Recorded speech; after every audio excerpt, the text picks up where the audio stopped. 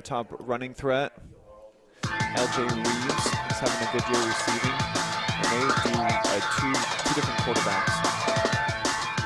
Brayden Rogar is their starter, and then Logan Beeson.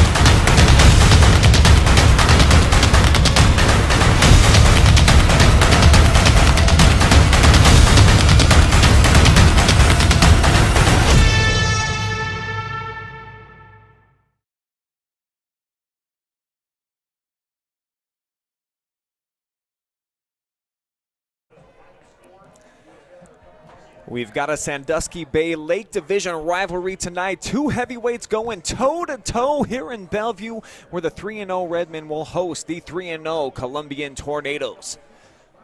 Going head-to-head. Next.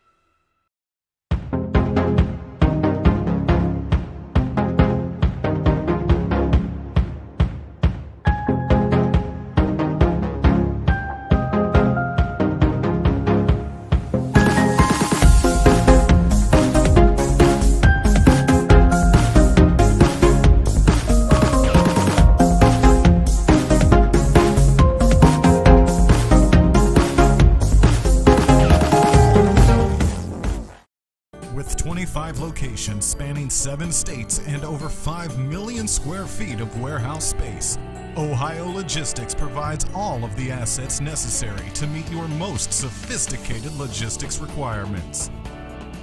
Proudly serving you since 1988 and a proud supporter of Bellevue Athletics. Ohio Logistics.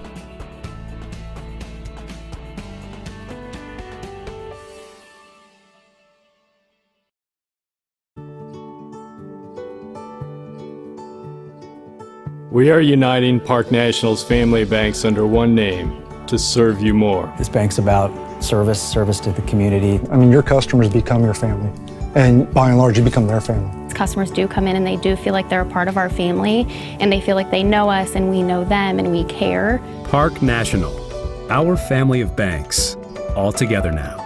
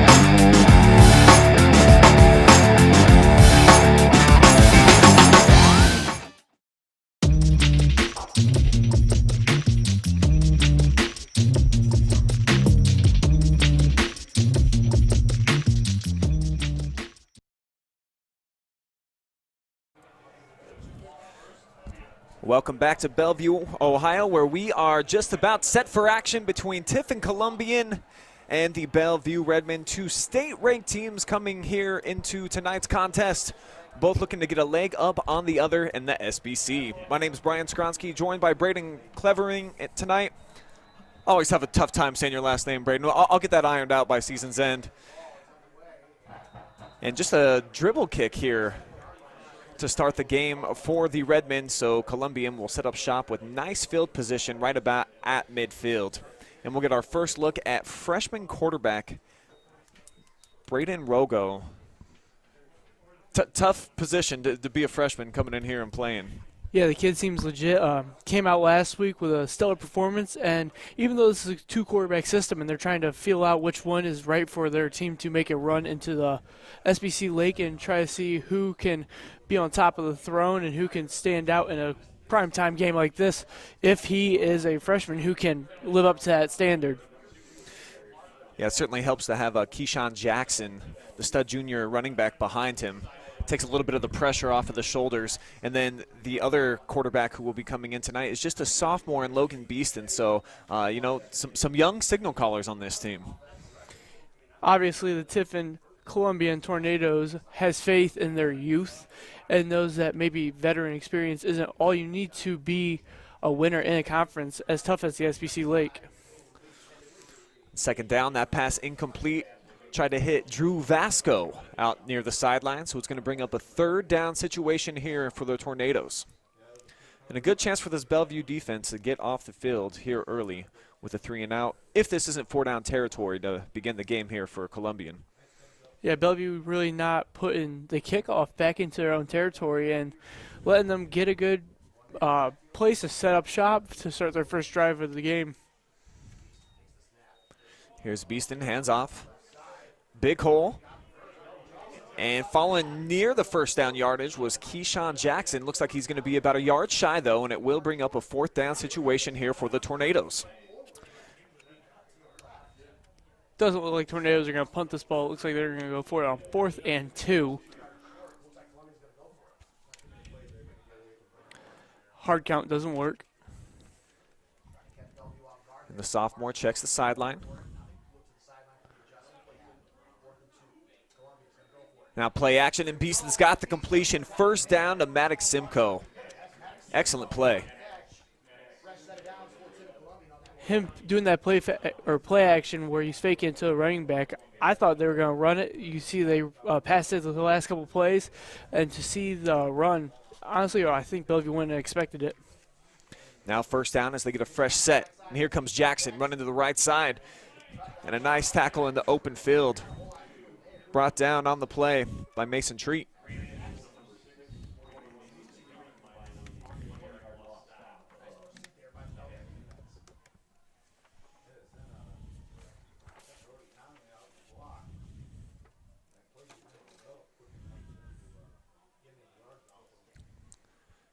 Beeson now play action, steps back, flushed out of the pocket. He's going to roll, and he's got some room down the far sideline, and he takes a pop. That's going to be a hit out of bounds, so 15 yards, and you see Beeston is down. Getting helped up by his friends there on the far sideline. But Grant Nichols, a senior, putting it to him, showing the freshman whose house it really is. As we take a look here at the replay. Bang! That's clearly at least 2 yards out of bounds there, so kind of a dirty play. But looks like Logan is up, and he's going to be okay. Shout out to Ohio Logistics for sponsoring our instant replays for this evening. Bellevue obviously paying for Nichols' mistake right there. Beeson throws, plenty of space here with the catch, Simcoe. He's out to the 15. So a nice 4-yard pickup here.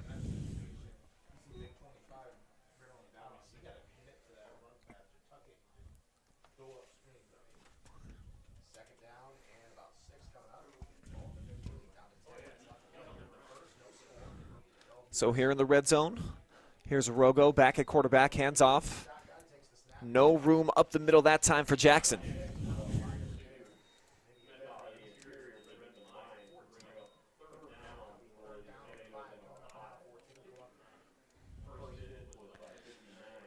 See Jackson running up the middle and just running into a host of Bellevue defenders, including Justin Mays, the linebacker, helping make the stop.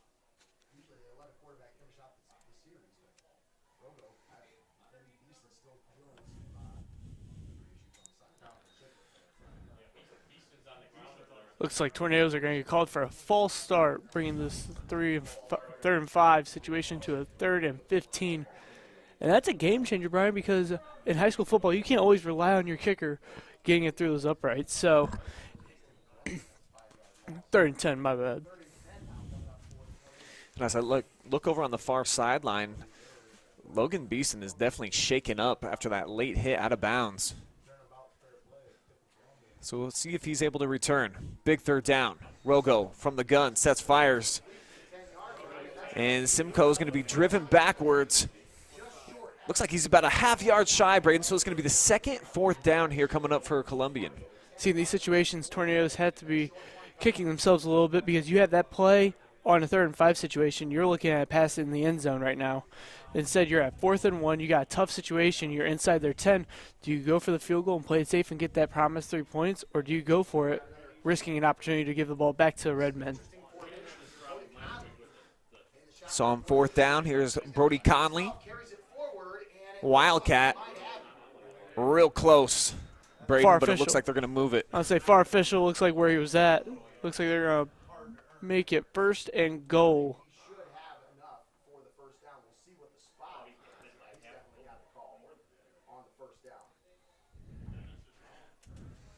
Here's another look. They got to get to about the 9.5-yard line, and it looks like with the push, Conley does have just enough.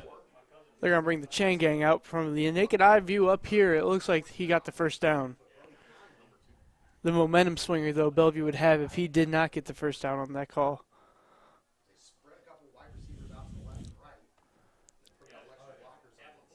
And they will have it by about half a length of a football. So the drive continues for Columbia, and they'll be set up 1st and goal now from the 9. Excellent drive for them here to start. Coming off a monster win last week over the defending Division IV state champion Clyde Flyers at their place. Knocked them off 19-16, looking to keep the momentum here on the road in Bellevue. Beeson is back in. Brings a man in motion. It's Conley. Now he rolls right. Looking right all the way. Throws. And touchdown, Simcoe. 9-yard connection, and the Tornadoes on the board first. Beeson not wasting any time coming back in. First play of his return. Touchdown pass from about 9 yards out to Simcoe. And the Tornadoes are up 6-0.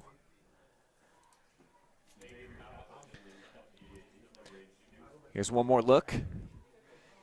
See on the rollout.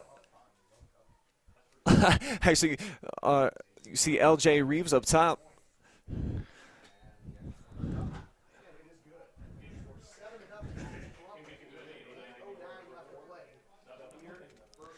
So with the extra point, the Tornadoes off to a nice start, 7-0 as they score on their opening drive. Can't ask for too much more from the start here. No, I mean, Bellevue, with the kickoff, they got only so much to play with. They can't let the Tornadoes get into a big momentum swing drive, and then you got that 15-yard penalty that really hurts them. So they held them to some crucial 3rd and 4th down situations, but the Tornadoes obviously is battling adversity tonight really well, and they'll probably need that momentum swinging into the 2nd quarter and most likely a 2nd half.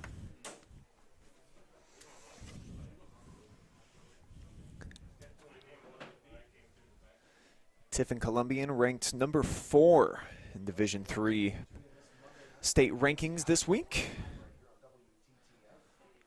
I believe they are the number 1 seed right now in all of Division III. Of course, with the new alignment, don't have the regions yet, but as of right now, they're the top dog overall. You see why. Good start.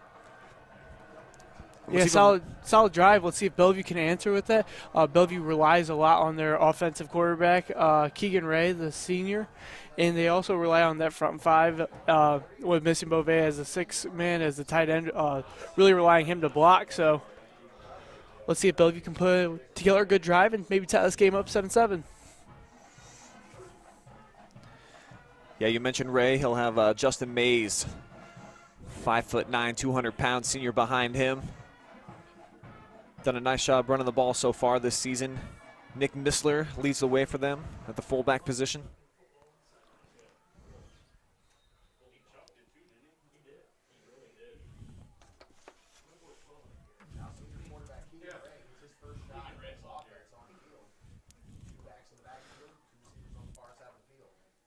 On first down, here comes Ray, hands off. And Mays, decent pickup, about 4 yards there on first down. Yeah, if Tiffin-Columbian can not let the running back, Justin Mays, get 5-yard gains like that, they could probably set up and maybe try to hold him and make Ray put the ball in the air.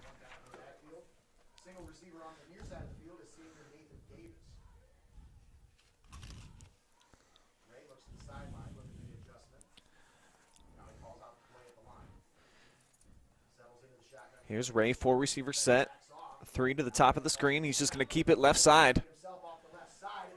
And swallowed up. Knocked down after about a gain of 1. So it'll bring up 3rd down here for the Redmen. Tornado swarming up, making the Redmen work for every yard they get. Sets up about 3rd and 3. See if Bellevue can get a pass in the air or something rolling. And that's definitely what Columbian wants. They'd like Ray to have to put it up in the air here tonight.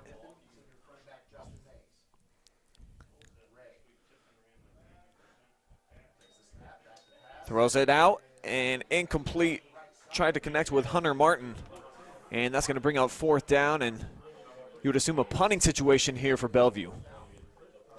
You'd assume, but it doesn't look like any of the Redmen are moving, so looks like they might go back to a pass play.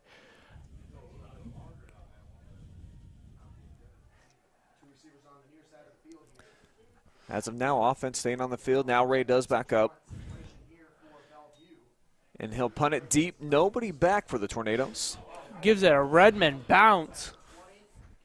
And this works out very well if you're a Bellevue fan, as the ball is touchdown with 6 minutes, 30 seconds remaining here in the first quarter. And Columbian will have to start with it from their own 13-yard line after starting at midfield on their previous drive. Yeah, now the Bellevue Redmen defense can feel a little bit of security blanket now that they don't have only 50 yards to work with. They have a whole football length of the field that Tornado has had to earn.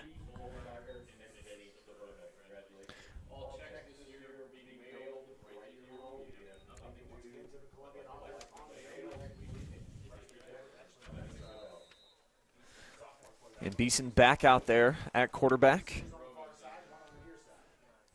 Conley joining him in the backfield. Now they motion Jackson back. He gets the call. Coming near side, minimal gain. Maybe 1. I always saw those odd run sweeps to the left side of the field, especially when they're on that hash. You only have so much room to work with, and you got so many receivers and blockers boxed into that small area.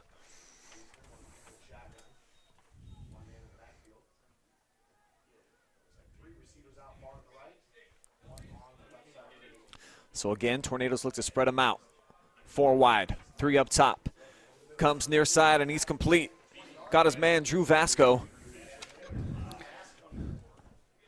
Vasco with a 3-yard slant route to cut into the middle of the field, looking like the Tornadoes are going to set up on 3rd and 2. They show that they are not scared of the 3rd and 2, 4th and 2 situations. When they got a short field, they prove that they will go for it and they can convert it. Yeah, 2 for 2 on 4th down so far, but the ball is loose on the ground. Right at the line of scrimmage, the Redmen think they have it.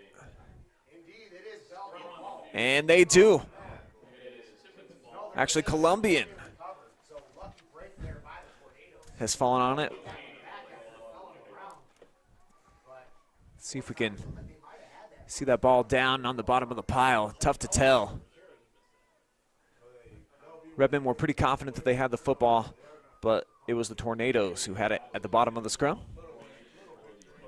Now on 4th down, backs up in their own territory. The punt unit now on for the Tornadoes.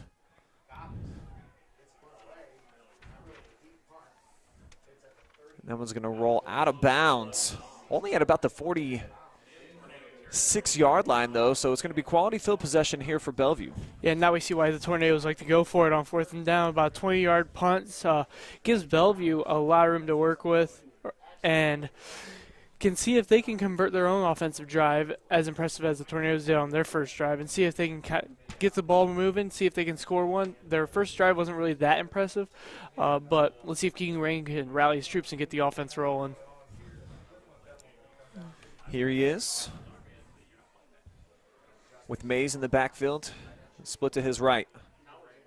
Nathan Davis down here to the near side, and then they toss it. Deegan Horn, and he's going to chuck it up, and a flag flies in and out of the hands of Davis that time. Bellevue pulling out all the tricks in the bag. They got Ray to give it to a reverse handoff, and then wide receiver Nathan Davis looks downfield to throw the pass, and Bellevue wishes they could have completed that because that was a touchdown waiting to happen. But Tornadoes aware but not aware enough to give them a 15-yard pass interference penalty, and Bellevue even better field position than they had before. You see Davis almost came down with that football. Said it will just be a 15-yard penalty, and the Redmen offense now moves down to the 30.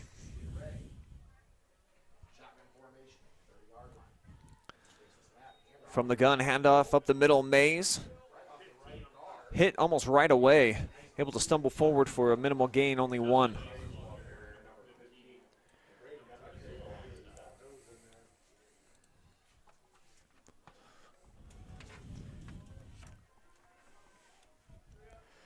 I like how Bellevue pulls out in any formation. They are very flexible with how many looks they have, and guys go in and out every play.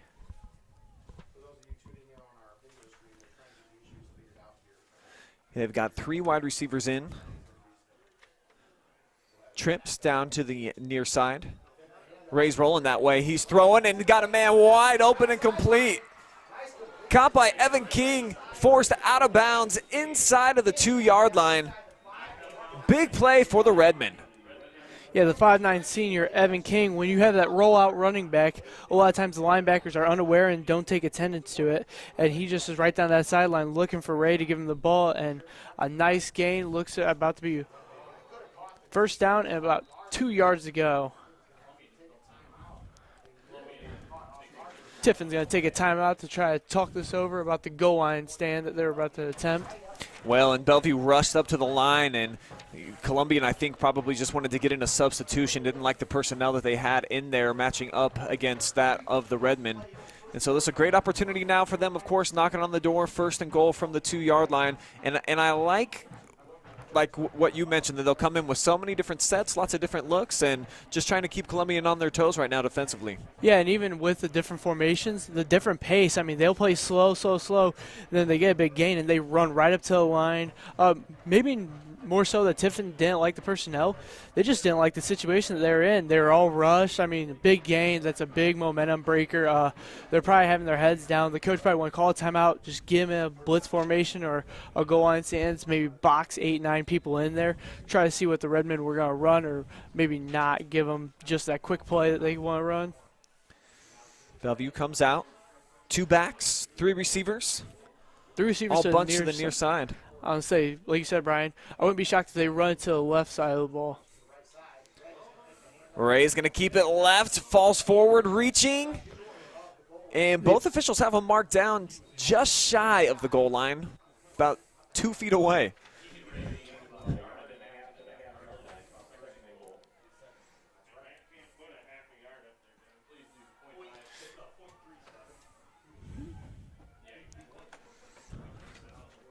Redmen again changing up their personnel, emptying it out. Empty backfield. Don't take into account that Ray might sneak it in here. Here he is coming under center, and he is in. Keegan Ray with 3:13 to play here in the first quarter has tied things up.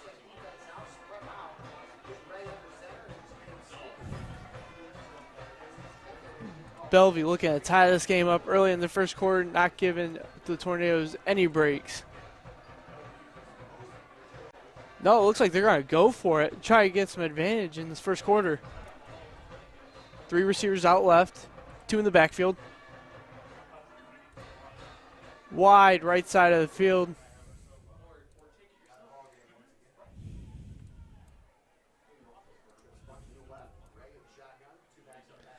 So here comes Ray from the shotgun, fakes, rolls, throws. He's got his man in the flat, and now they've got the lead.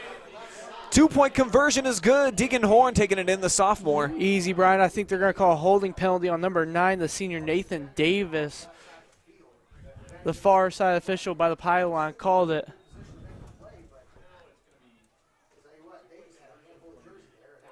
Yeah, you're right. Holding penalty will negate the 2-point conversion. So it remains 7-6. Now a situation, you have the ball back there. Do you go for it again? Knowing that Tornadoes might be looking for that, and you kind of showed them your hand, you showed them that that's a pass play that you were wanting to run in the goal line situation. Yeah, it looks like they will keep the offense on the field. Maybe try to give them a hard count, see if Tornadoes will jump and shoot themselves on the foot and get the ball back up to the goal line. Definitely worth a shot. Doesn't work, though. And now Ray back, steps, fires, floats into double coverage, is tipped up, incomplete. So the lead remains 7-6 in favor of Tiffin-Columbian after the holding penalty negates a 2-point conversion.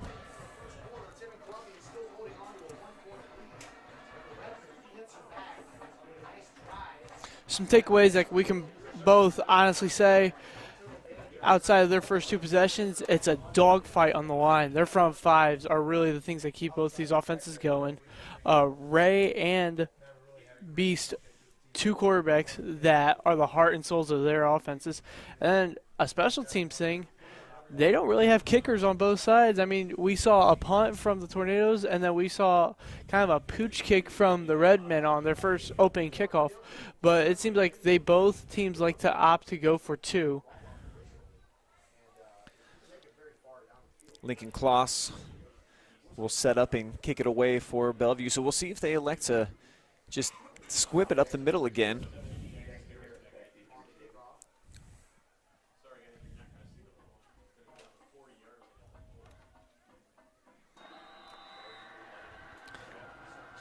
And again, this was a little bit deeper. Muff in and kick. out of the hands on the return.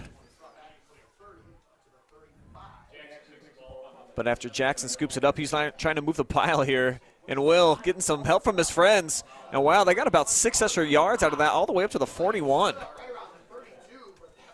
Impressive stuff.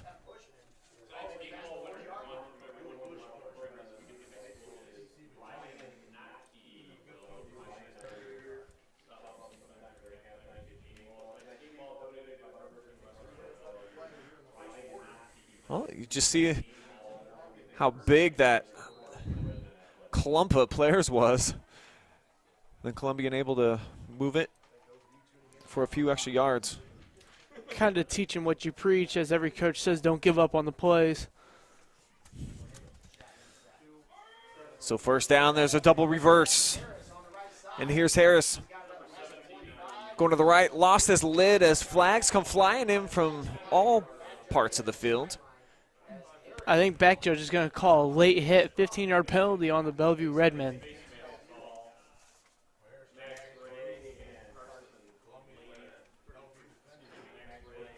Correction, is a face mask penalty, but it will move the chains 15 yards.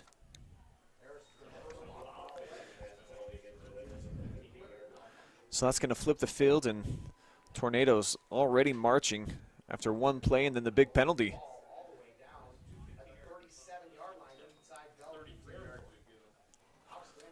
So 33 total yards on that. Sets it up now, first down from the 37. From the gun, play action, zips it, and then a big pop delivered on the play. Nice stick that time by Max Ray to force the incompletion. Tried to hook up with Maddox Simcoe. Man, it seems like that sophomore, we're going to be saying his name a lot tonight on the defensive end of the ball.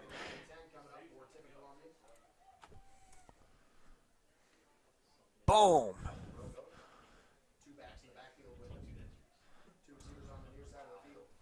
Nice hit by Ray. Second down, low snap. Rogo steps up, he's hit. And it causes the pass to be just a little bit short.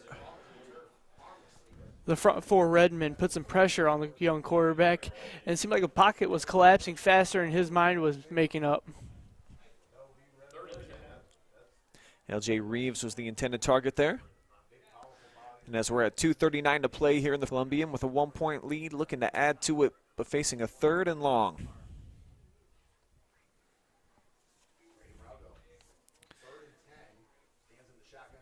Freshman QB brings a man in motion. Looking left, now they got the screen set up. He gets it to Keyshawn Jackson.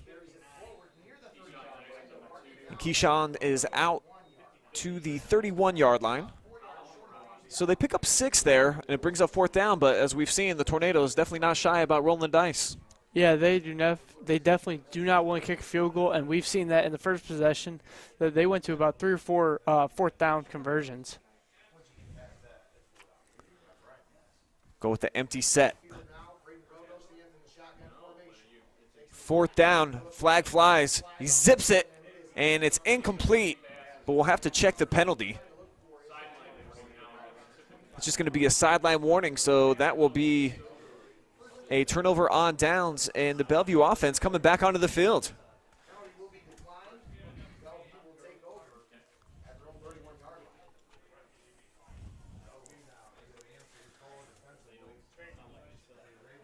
Tonight's high school football broadcast is brought to you live and free on the OH Report, thanks to our generous sponsors. Ohio Logistics. With over 25 locations spanning 7 states, they now have 5 million plus square feet of warehouse space. Ohio Logistics provides all the assets necessary to meet your most sophisticated logistics requirements. First down, Ray. Looked like he had a big hole. Closed up in a hurry as he got drugged down on the play. Seth Belleville with the tackle. Even with Bellevue spreading out the receivers, it looks like that the Tornadoes are going to start applying more pressure, maybe switching up and putting a couple blitzes in there. But it looks like the Redmen are going to have to keep an eye on what defensive sets that the Tornadoes throw at them.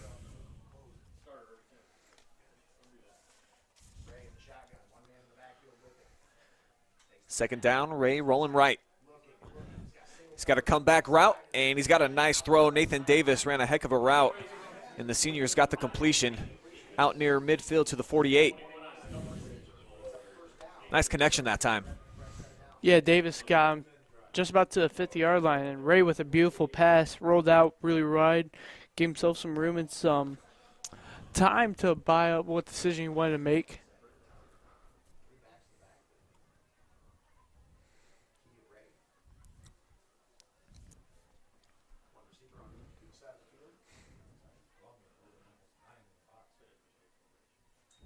Three backs in the backfield as Columbian stacks the box, and you see the linebackers come up and make the stop.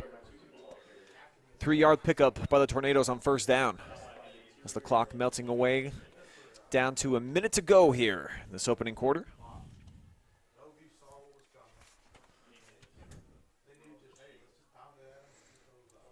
Looks like the Tornadoes were pleading that it was a false start, but doesn't look like they're going to get it. It's about 2nd and 7 on the ball on the 49-yard line.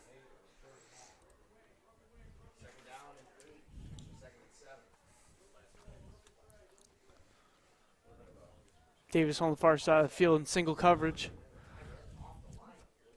Look at how many men in the box here for the Tornadoes. Showing 8. Ray weaves his way out to the 46-yard line. So it'll make it 3rd and manageable here. They'll need 4 to move the chains. We'll probably see one last play here in the first quarter. Bellevue just running every play they do. They pick more plays than we do in Madden. I mean, they got the tight end right off the line. I don't think I've ever seen that in my entire life. And then they got different wide receivers on different sides of the ball.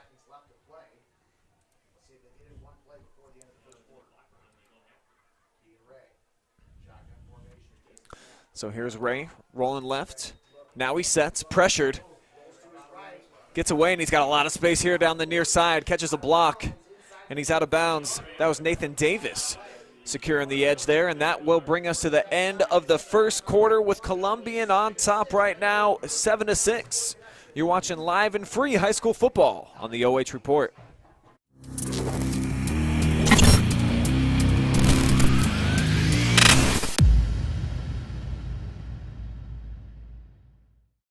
Customers do come in and they do feel like they're a part of our family, and they feel like they know us and we know them and we care. Park National, our family of banks, all together now.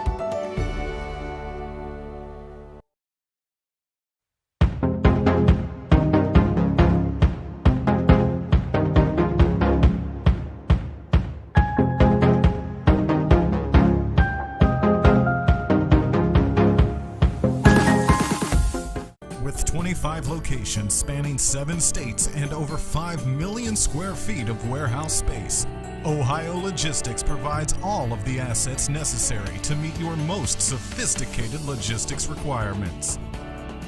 Proudly serving you since 1988 and a proud supporter of Bellevue Athletics, Ohio Logistics.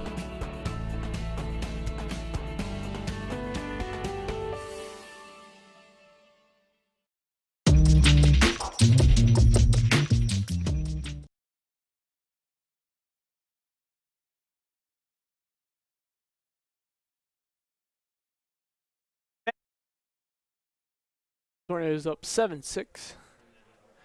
And Bellevue sets up around the 33-yard line. 2nd and 9 to start off the second quarter. The senior quarterback, Keegan Ray, sets from the gun. He's got time. He sets. Now he runs out of time, and the ball is loose, and the Tornadoes have it at the 41-yard line. There is a flag on the field at the 20-yard line. Redmen's probably hoping it's a defensive pass interference to keep the ball in their hands. Kayshawn Hatley with the fumble recovery. Based off the body language of the Tornadoes, it does look like the penalty will be on them. And you're absolutely right. And it brings out some cheers here on the home bleachers and a lot of disgruntled coaches over on the far side for the Tornadoes. They want an explanation.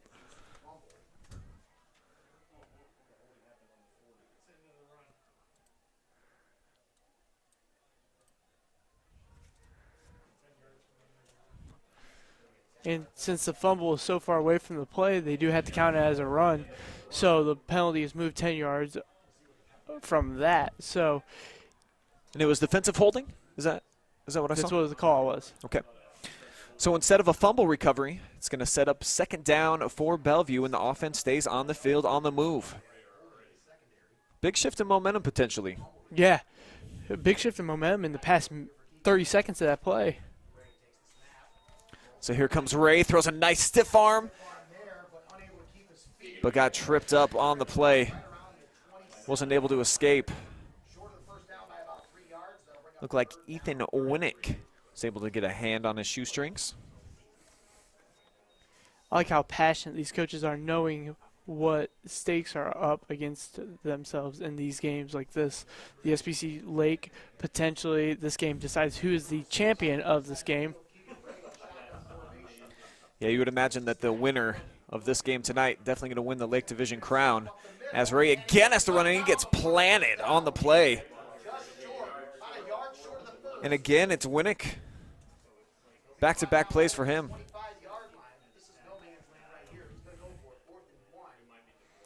Bellevue obviously showing that they are not going to favor their kicker, and they're going to go for it on 4th and 1.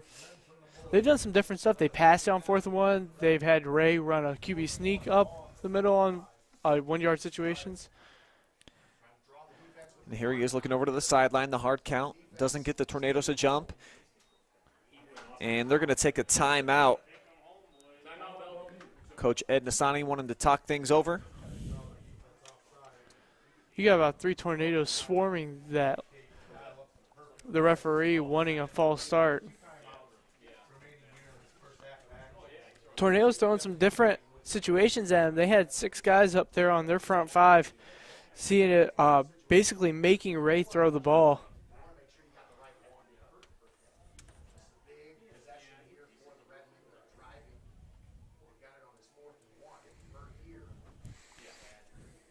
Man, what a big play coming up here, Brayden. Obviously, Columbian wants to get their offense back on the field. Redmen, on the other hand, knocking on the doorstep here to the red zone. They're going to have to move the ball just a little less than a yard. About 3/4 of a yard is all they need. And it's going to be interesting if they try to just run it up the middle between the gaps, if they try to hit the edge, if they put it in a bit tonight. So 4 receivers, 1 back. So you would think that they would favor the ball in the air, but the way they've been running, they do not care about that formation. They will run the ball up the middle or outside and bounce it around if they need to. Ray with Miller pitches to him. He's got to make one man miss, and he won't get it. He is stopped on the play by Seth Bellevue, and the Tornadoes offense coming back on the field. Yeah, Tornadoes proving that they can stop the run defense and making Ray throw the ball, but he keeps it and he pitches it to his running back, and there is no room to run. There was no blockers on that side of the field, so it's basically the one-on-one matchup of either hit me or miss me.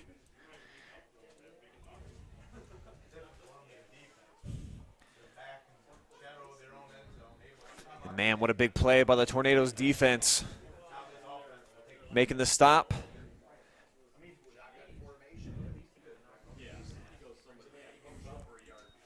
On first down, Beeston hands off. Swarmed nowhere on to the go. play. Is Jackson nowhere to go? Might have lost a little bit of yardage on that. Yeah, Bellevue was right there, almost like they guessed that play was happening. Going to go back to 2nd and 10 on the ball on the 26-yard line for the Tornadoes. Sends a man in motion. Conley looks at him, now rolls right, has to unload and tipped up, and Jackson makes the catch and is able to reach forward, turn nothing into a little bit of something there.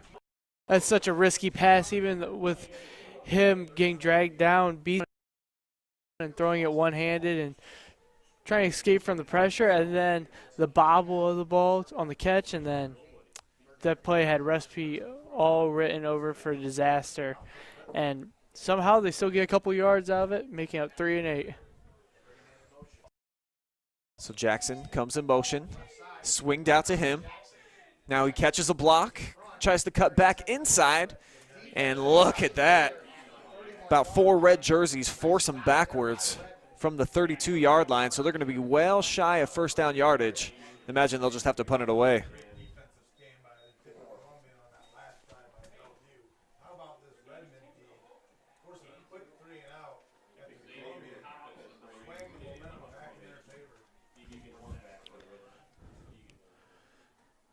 And that's a nice defensive hold here by the Redmen after they go for it on 4th down.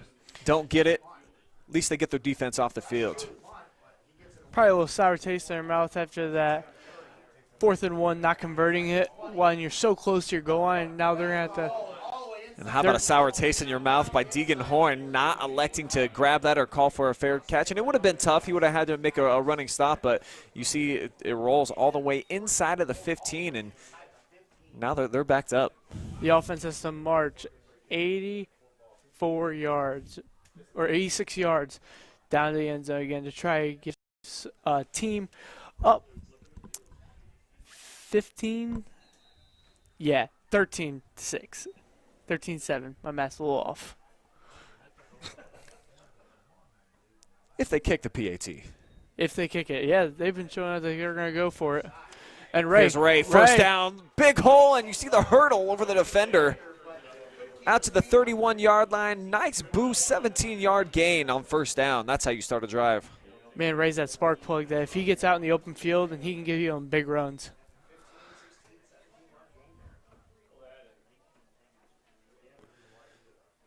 Clock quarter. Redmen trail. Both teams 3-0 entering tonight's contest.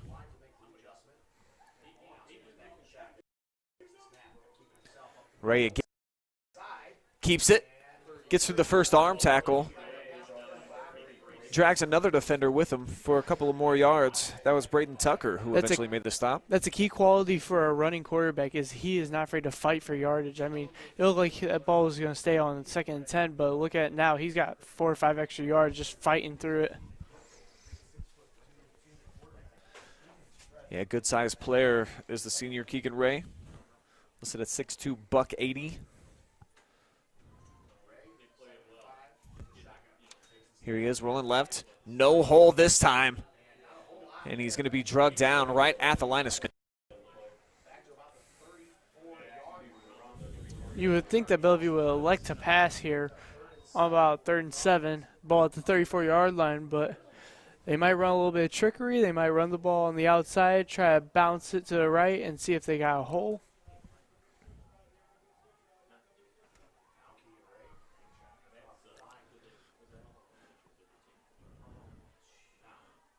Ray's got 3 receivers. Play action. Steps up, throws. He's got a man all alone. Making the catch, Tyler Ray. So the Ray connection has the Redmen set up now in Columbian territory. Man, he was wide open down the middle. It looked like Tornadoes just didn't have enough DBs for wide receivers that the Bellevue ran out with. 25-yard connection.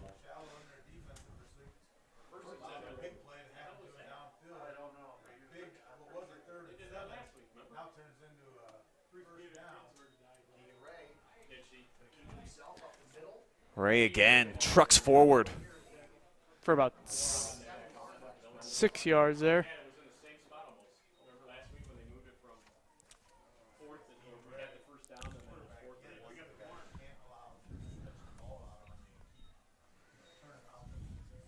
Redmen looking at about a 2nd down and 4 situation.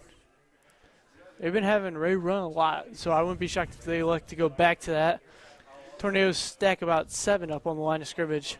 That is the offense. They rely on their senior signal caller to do pretty much everything for them, and again, he keeps it himself.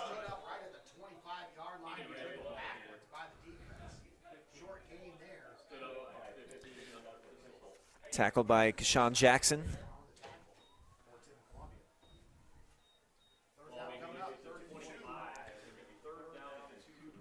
Redmen need a couple here. Keep the drive going, move the chains. Tyler Ray checking back in. So does Hunter Martin. They split out wide up top. Ray with Mace to his left, rolling right. Trying to get away from Winnick and does. Now he throws and he's complete. Oh my gosh. Another catch, Ray to Ray. And the sophomore with the catch. Got him set up inside the 15-yard line. Ray, again, makes it look like a play that's going to be nothing turns into something. And a big gain. He rolled out right after almost getting sacked. Pocket collapse. He had to roll out and hits the senior wide receiver for a big gain. And it looks like it's going to be 1st and 10 on the 13-yard line. Ray keeping all the way. Big hole. Reaches for a gain of about 9.5. It's going to set up 2nd and short. 4:20 to play here in the 2nd quarter. Bellevue's just marching down the field, making the Tornadoes box or stack that box and just try to stop with the run. Columbian again showing 8 guys inside of the box. But they've done that pretty much this entire drive, and it hasn't slowed down Ray and company yet. Here he comes again. I would say credit to Redmen 5. And Ray takes it in, 4-yard touchdown, and the Redmen take their first lead of the game. Credit to Ray and that 5 offensive front. They show that Ray can escape the pocket and go straight down the field, and they do not matter. They will push that defensive front 7 and try and make room for their senior quarterback. It looks like Ray and company are going to stay on the field for 2, try to make this game a 14-7 game.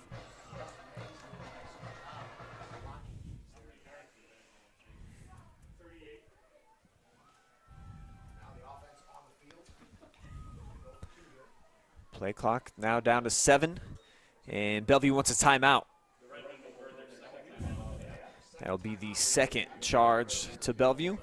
And man, what a heck of a drive after the punt rolled down to about their 14-yard line, I believe, is where they started this thing. It didn't take them long. They marched right down the field, and Bellevue's got their first lead of the game, Brayden. Yeah, just a couple minutes ago, Bellevue was at 4th and 1 and couldn't convert. And then they have the punt all the way down to their 14-yard line, so that has to be mentally draining to the quarterback and the whole offense that worked so hard to get down to the red zone and couldn't convert. And now that they're right back here, so I think Bellevue is keeping this momentum for a little bit and their home stadium and going to go for 2 and try and make this a 7-point game.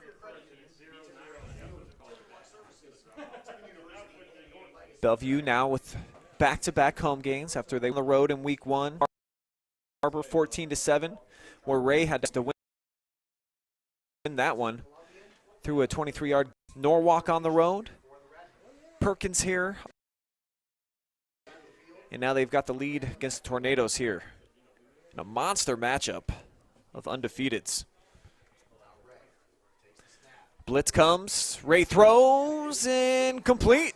2-point conversion good.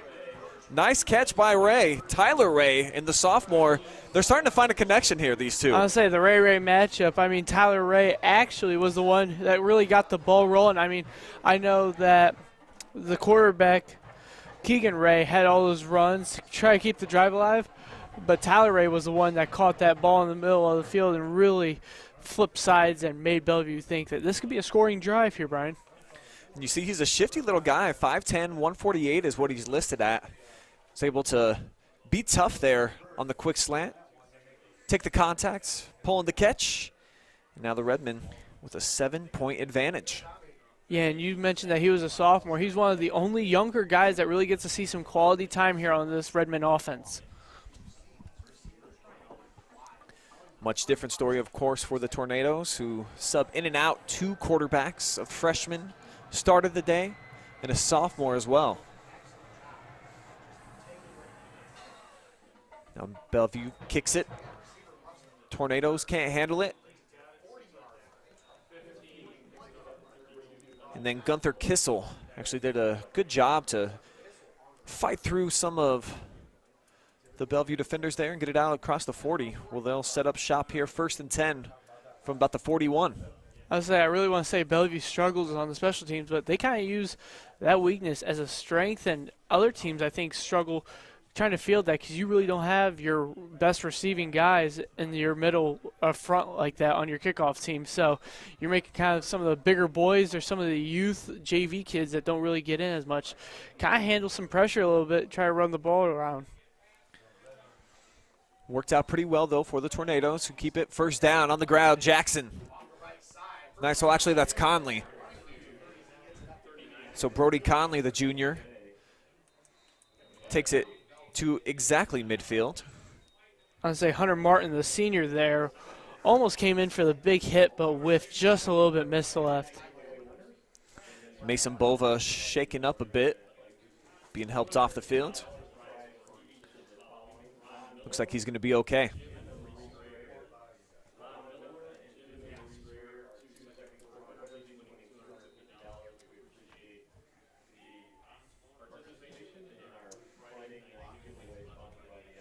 Yeah, Mason Beauvais playing both sides of the ball for the Redmen. Hopefully they can fill in that gap if he goes Beaston down. goes up top, and what a wow, grab! Oh my gosh. Are you kidding me with that one? LJ Reeves went up and over the defender and then strolls into the end zone. 50-yard connection, and it takes him 25 seconds to score. Press the Y button on the controller. He just went up for that one. No. We might see a top 5 play of the week. Man, he went up for that pass and giving Tiffin-Columbian a tie game if this PAT goes through. Oh, it does. They botched the snap. Oh. And Simcoe running with it, looking to throw. And no. Disrupted. Cole Jordan was the intended target, but I like the headiness of the play to roll out by Simcoe and try to connect with his receiver in the end zone for the 2-point conversion. But instead it's failed PAT, and now Bellevue kind of flipping the script from earlier in the game when they didn't connect on the 2-point conversion and they were down by 1. Now they own the 1-point advantage. Yeah, they're kind of just – each team is playing each other. I mean, the struggles of offense kind of flip sides on both. Bellevue kind of struggled to get the ball rolling on the offense, start out the game. Then their defense striving up, and then Ray is striving. And then you just see Tiffin-Columbian waste no time to tie this game back up. I mean, literally less than a minute, we were talking about Bellevue in the end zone. And Columbian Tornadoes take a couple plays, and they're in the 13 game. Bellevue with the advantage. Yeah, just 2 plays, spanning 25 seconds in the big one. The 50-yard touchdown grab by Reeves. And you're right. That's probably going to make the top 5 plays of the week, I would guess, unless something else spectacular happens. And we still have plenty of time here.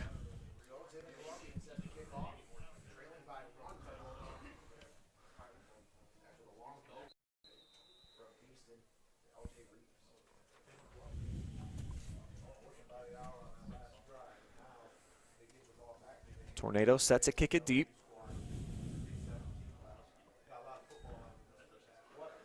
And retreating and taking inside of his own 5 is Horn. Big head of steam. Collision at the 32.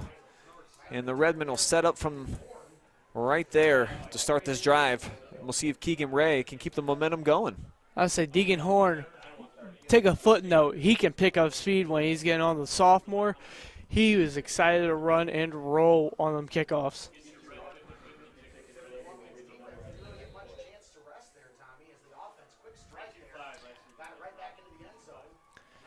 So the Bellevue offense right back out onto the field. I say it just seemed like we were talking about Ray right on the field just a minute or two ago.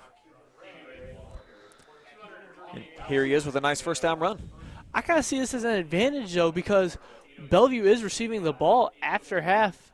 So if they can get a quick score in these last 3 minutes, maybe get the game 20, 22 to 13, you're opening that half with this. I mean, that is rhetorically saying that they do get a score on this possession. That is a big score to try.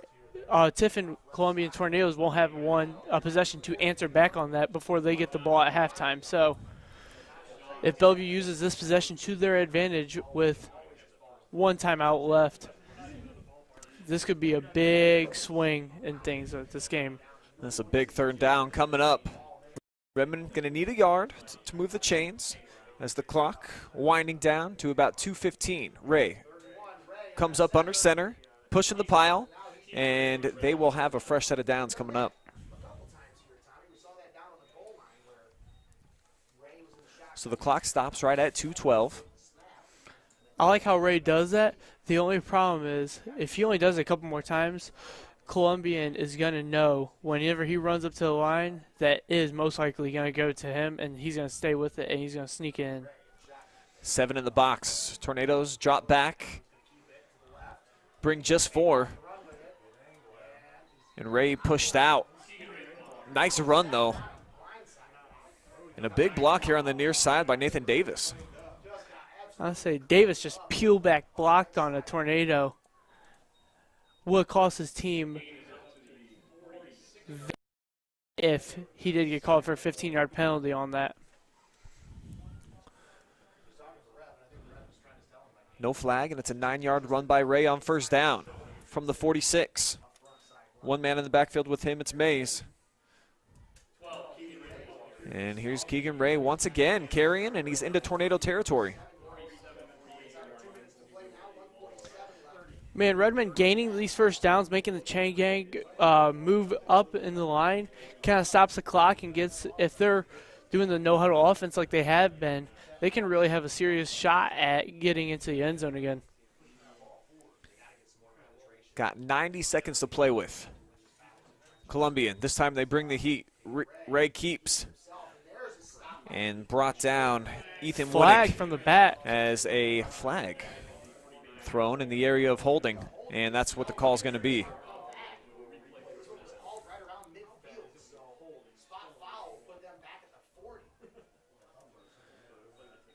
And that's a big penalty as they were moving so well. And then that brings them back to their own 40-yard line. They got to get to the Tornado 38 to move the sticks.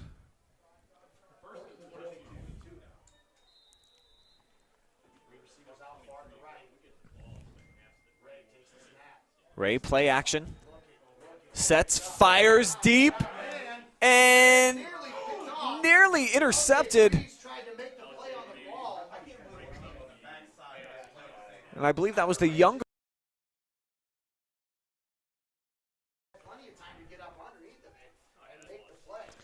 Man, Tyler Ray with another almost completion. That would have been a big momentum swinger in drive.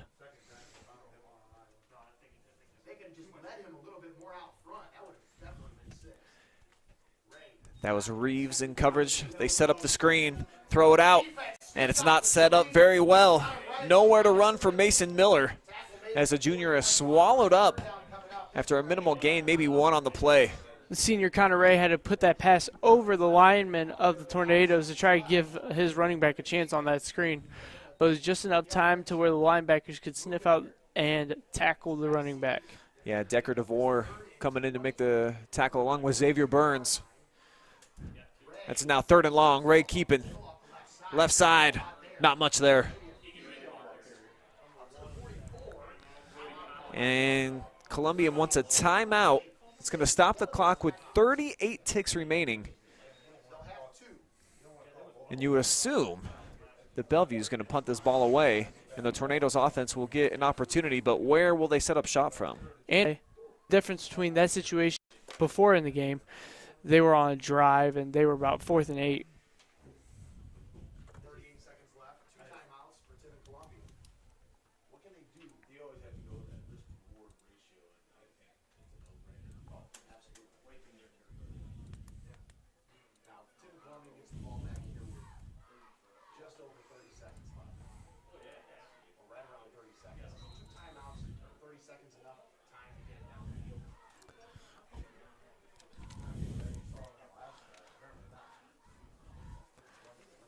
So Ray back deep this time to receive and punt it away.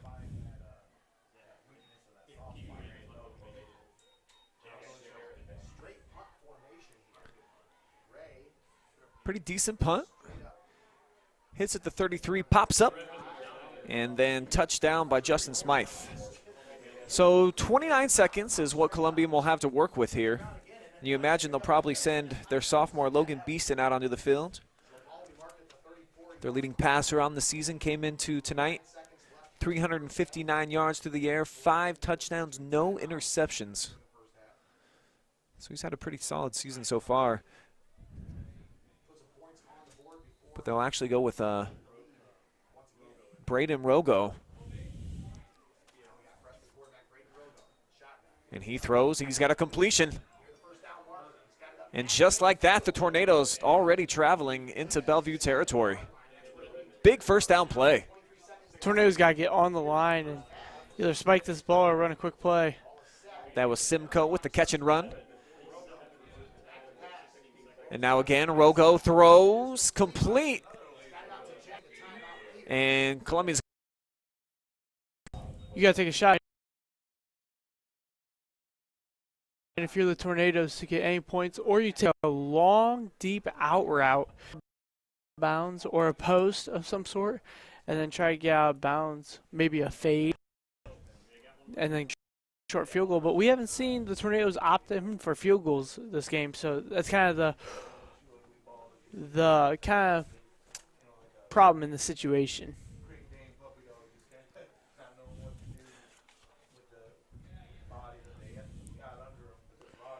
And it's a tough situation for Bellevue players because I think they are looking at Mir basically saying, we're going to cover this however you come out in it. There's no really, I mean, you can try to play deep coverage, but then that gives so many holes for them to run out routes and catch them on the sidelines and get those 20, 25-yard chunks that would only take about 4 or 5 seconds.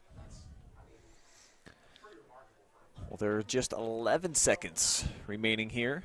As Rogo remains in the game. He's got 3 receivers to the top of the screen. Looking right all the way, though. Sets up and throws into triple coverage. He had Reeves out there, who we saw go up over a defender the last time Columbian had the ball, but that time just too many kids in red jerseys overthrown anyways. So it'll bring up 3rd down, 6 seconds. Brayden Rogo took a hit on that. This kid is tough and staying in there, battling in the trenches against that Redmen front 7.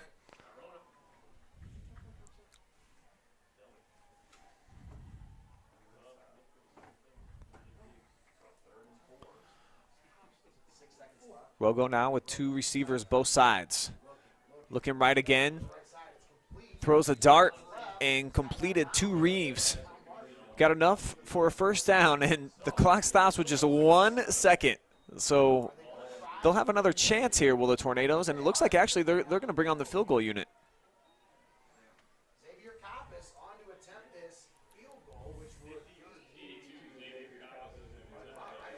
So we're going to see Xavier Coppus, senior kicker, number 82. Yeah, this would be a 50-yard field goal, Brian. So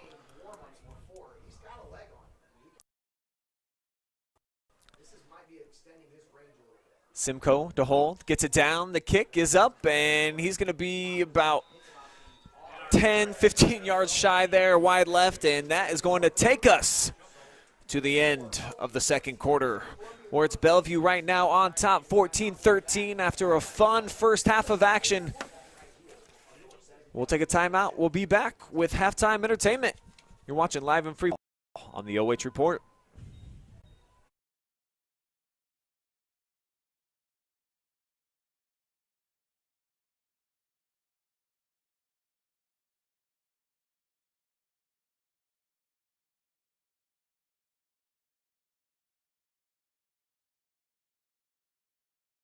With 25 locations spanning 7 states and over 5 million square feet of warehouse space, Ohio Logistics provides all of the assets necessary to meet your most sophisticated logistics requirements. Proudly serving you since 1988 and a proud supporter of Bellevue Athletics, Ohio Logistics.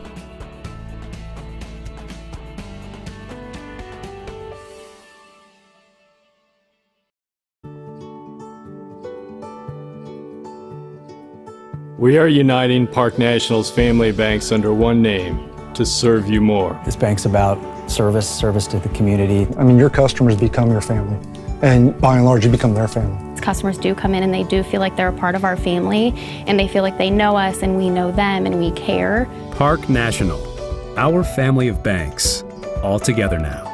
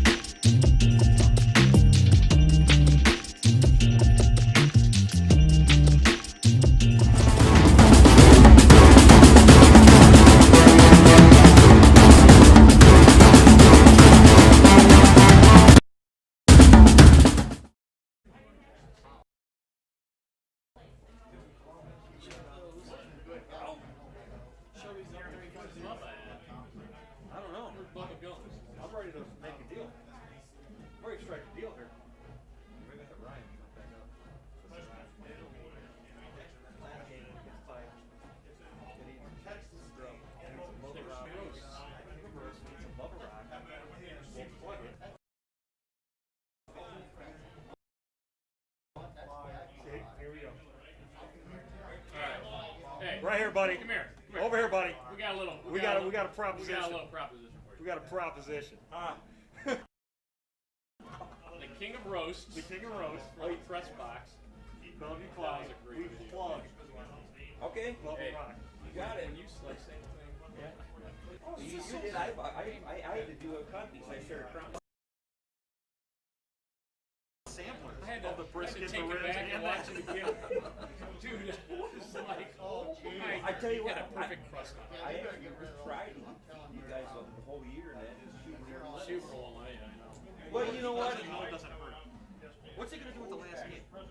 Yeah. Well, Yeah, kick us out. I tell you what. I definitely have something up here for you guys. I'll sneak it in somehow in the cooler. I'm gonna come out and get some of your rubs, man. I know, yeah. Where's the, you're on it Rockland? Yeah. Up in York Township? Now, Yeah. which building are you It's the white building. Okay. The big barn. Yeah. There'll actually be 24 extra feet in front of that. So. Is that where you're gonna do the butcher shop? Yeah. Yeah. Can't go wrong. Oh yeah. Again, during our COVID pandemic here, we're shortened on the halftime show, so this will be the conclusion of tonight's show. One of the greatest guitar riffs ever written in a song that was included in the top 500 rock songs of all time. That's what I like to hear, man. Give it up for Stuff looks good, man. Smoke on the water. Fire in the sky. Hey, Denny. Yo, Dino. Is Tyler and Keegan cousins, brothers? Let's see. They live right down the road from each other, so they're cousins. Okay. Yeah, they're neighbors. They're neighbors. cousins. One. Yeah, because Ray, Tyler belongs to Ray. Tyler belongs. Tyler is his son. Yeah, Jeremiah Ray. Yeah. And They live half a block away from each other on County Road 205. Dennis, Mom said she can hear you in the house. Yeah. And I just walked outside. There ain't no shit locked. That thing is loud. Last week, somebody texted me from Ellis Avenue. Said you're coming in loud and clear. Mom said she has no windows open and she can hear across. That's the awesome. door. The wind is blowing right. The speaker right outside on that, it's pointed right at the door. I'll tell you what, that's why you have those implants. I'll tell you what, Dennis, that's why you gotta have a shade in your game right there. I know. You're right. You know, Nate, is live streaming it. He's not even talking because of the PA. He said it just comes across on the live stream perfectly. So. But Matt asked the lady at Ray's how the audio came across the live stream. What she was talking She said it was some monotone guy, so she said they turned the sound off. Yeah, that last week he didn't have. He was trying to go over it or something. So this week he said, I'm just gonna let the speaker talk. So. Well, it was Buckeye Cable last week. It was a whole different feed. You had to pay for the ad. Yeah, that was it was a money got disaster. all donated back. Did you sneeze on the window? No, you didn't clean them this year. That was Cody from last week. That was your job. He was down there all excited, That getting was Cody penalties. when he was excited. When Getting he got flagged, man. I haven't even come close. It's spittle everywhere. I don't think it's been within 10 seconds. No, seriously, he was 1 second away from his third one. They Oh called yeah, he timeout. was. Yeah. That's when Mag goes, we're gonna retire that butt, put in the Hall of Fame. They told me we're gonna send that button to Canton. That was on the first quarter.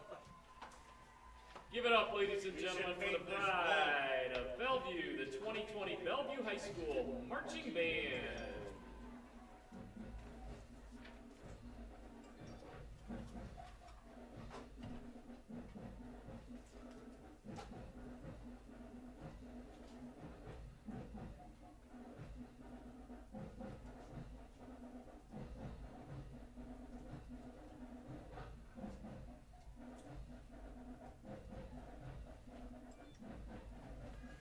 They're saying they can hear our whole conversation. There must be an open mic somewhere.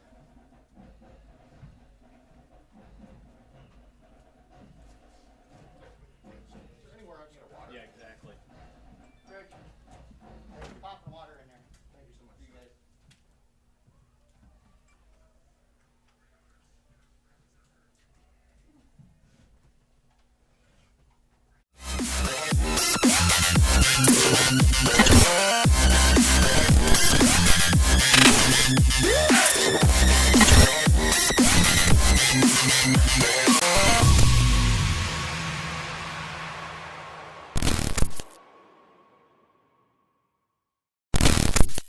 With 25 locations spanning 7 states and over 5 million square feet of warehouse space, Ohio Logistics provides all of the assets necessary to meet your most sophisticated logistics requirements. Proudly serving you since 1988 and a proud supporter of Bellevue Athletics. Ohio Logistics.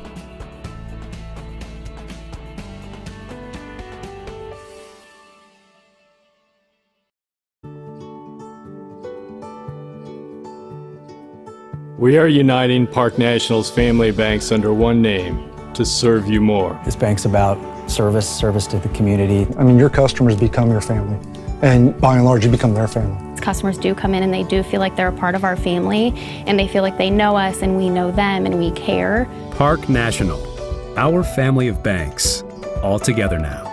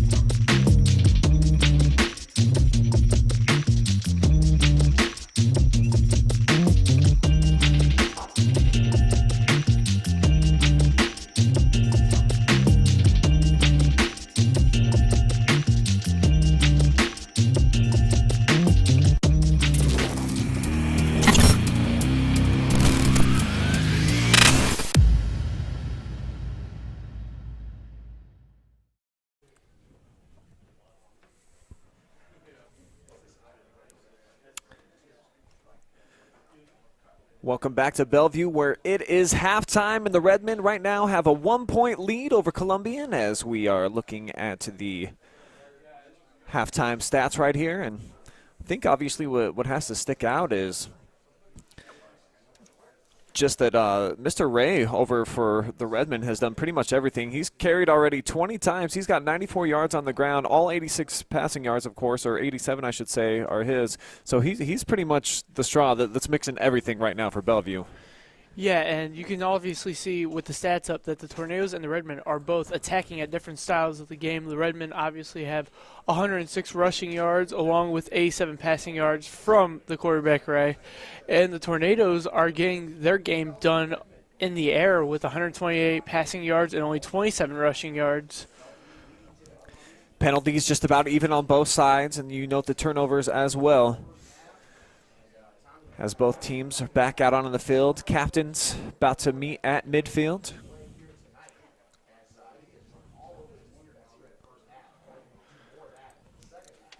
You can tell that the Bellevue has obviously kept the the momentum during this whole game outside of their first offensive possession.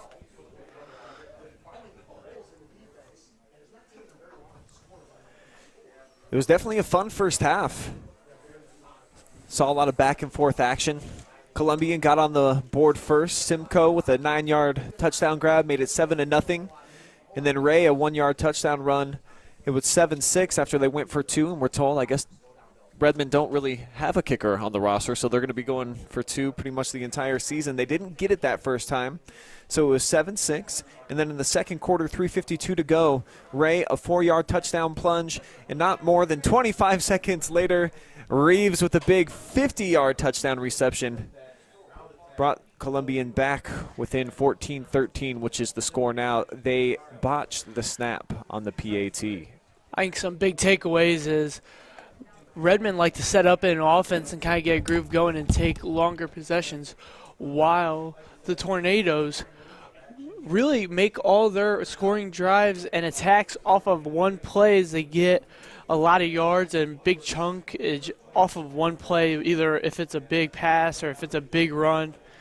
And Bellevue really works that out. The senior Keegan Ray really makes connections downfield and hits short passing routes or tucks it and runs for a couple yards at times, and really takes a lot of chunks out of the clock and keeps the time of possession in favor of Bellevue. So we look to start off the second half with the Redmen up 14-13.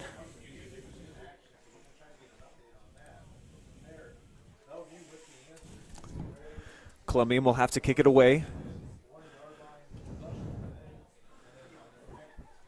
Redmen offense will be on the board first.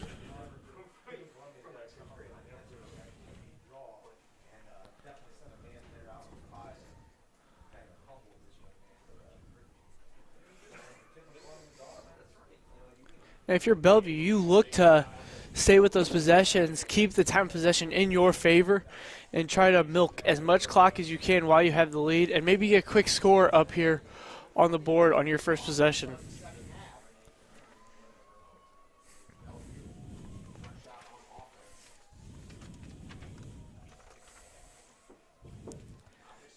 The kick is deep. It's going to be received by Horn. Head of steam. Tripped up at the 34-yard line. And here comes Ray in the offense. As mentioned, Keegan Ray did pretty much everything for Bellevue in that first half. Toted the rock 20 times. Yeah, the ball has been in Ray's hands, and he has not disappointed us tonight. He makes plays, and he is that spark plug that Bellevue Redmen's offense really needs. It's got 2 backs on each side, Mason Miller, along with Justin Mays. He'll hand it off to Mays here on first down. Hit low, falls forward for a gain of 2. Another thing about Bellevue taking long possessions, a lot of their possessions comes down to big 3rd and 4th down plays that Ray is able to execute and able to make.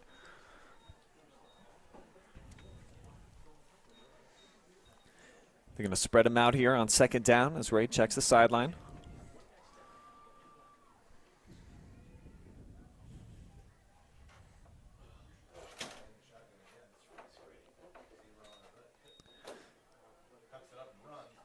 And Ray keeps it right side again, and he's out near the 40, so it's going to bring up 3rd down. Redmen will need 5 if they want a new fresh set of downs.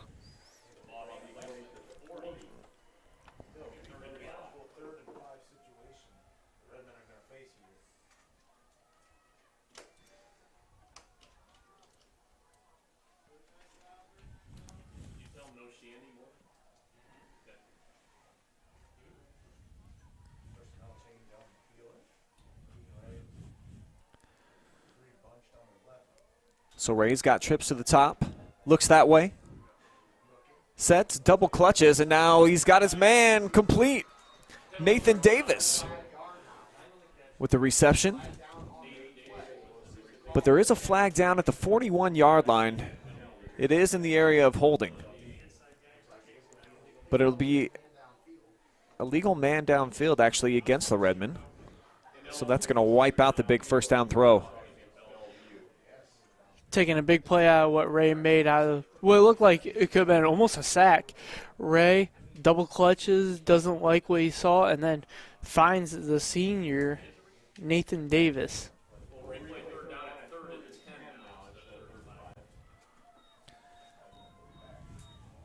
So it'll be 3rd and 10 at the 35 for the Redmen.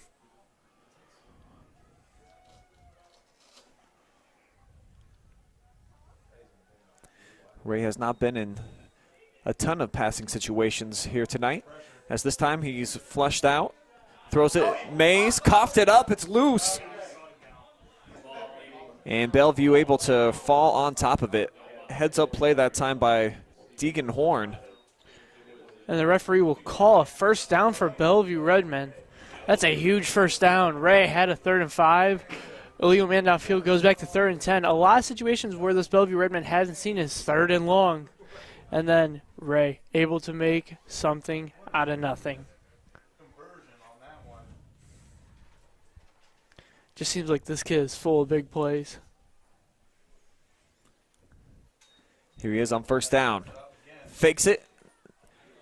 Then follows his running back up through the hole for a gain of 3.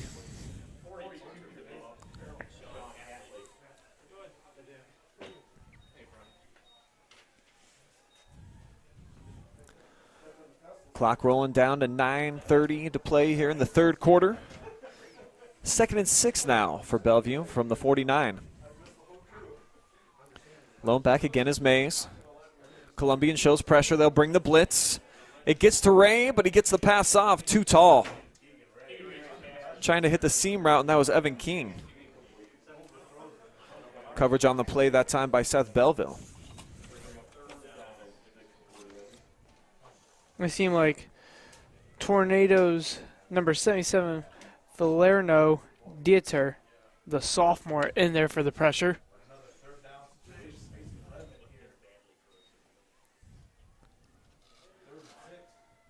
The Bellevue offensive line has done a nice job all night. Give him Ray time, as they do again here. Clean pocket, steps, throws, near side, complete.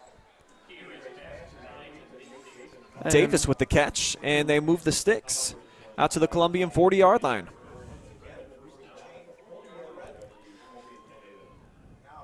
So Ray starting to get into a groove. If you're a Redmen coach, you have to be happy how they're moving the ball all the way down the field, even on the last couple possessions in the 1st half. Had just 4 completions in the first 2 quarters. And he coughed it up. Keegan Ray put it on the ground, and the Tornadoes have it. So a big turnover. And I'm not sure who came up with that ball for the Tornadoes. Might have been L.J. Reeves. Yeah, obviously your quarterback isn't the most secure ball handler. And looks like Tiffin-Columbian takes the opportunity to try to punch the ball out. And they look like their offense is going to set up shop around the 37-yard line. So a big play by the Columbian defense. Gets the ball back for the O.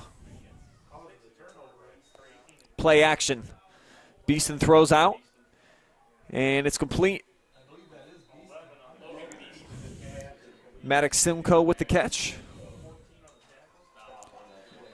He had 5 grabs in the first half, 46 yards.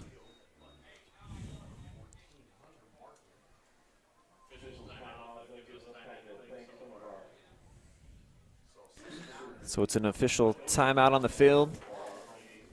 Gives us a chance to thank some of our sponsors that help bring you live and free high school football to our airwaves. I'd like to thank Spherion Mid-Ohio, your connection to local jobs. From light industrial to skilled professional, Spherion has opportunities for everyone. Visit midohiojobs.net and let's get to work. Also, Park National Bank. Richland Bank may be changing their name, but not their philosophy. They're still your hometown bank supporting your hometown teams. Same bank, bigger promise.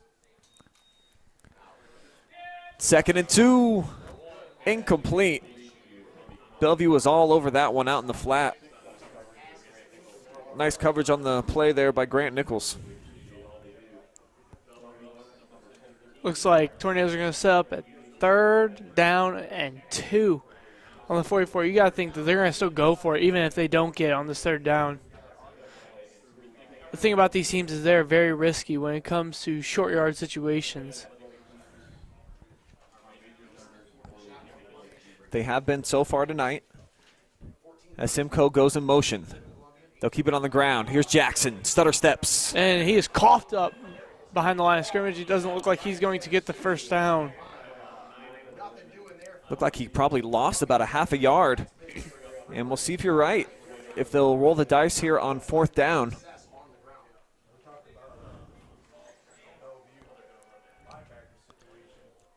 The only way I see them punting is if they're in the fear of giving Bellevue, if they don't get it and give Bellevue only 40 yards to get to the end zone. With how Ray has been moving this offense, I would be a fear of that too. They'll keep the offense on the field, and they'll keep it on the ground. Jackson slithers his way through, and boy, he is right at the sticks, Brayden. It's about as close as you can get. Yeah, I would say refs are moving the line, but that was close. It looks like there's a Redmen down. I think they're definitely going to have to get a measurement here. Number 76, Hayden Bricker, the 255-pound 6'2 junior. Starting right tackle and D tackle, so he plays both sides of the ball. So that is obviously a big hole to fill if Bellevue has to sit him for the rest of the game. So they bring out the chains. This is a big measurement here. It'll either be Redmen ball in Columbian territory or 1st and 10 for the Tornadoes. So 1st down, Redmen. The defense holds on 4th. And man, big momentum shift. You can feel the excitement here in the building. Wow, Brian, a mix of emotions. We got Bellevue's press box to our left. We got Tornadoes press box to our right. And they obviously do not agree with the call.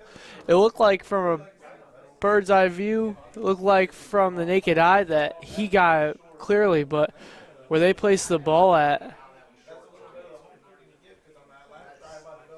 gives Bellevue and quarterback senior Ray the possession at around the 46-yard line. And Bricker's up off the field, walking it off.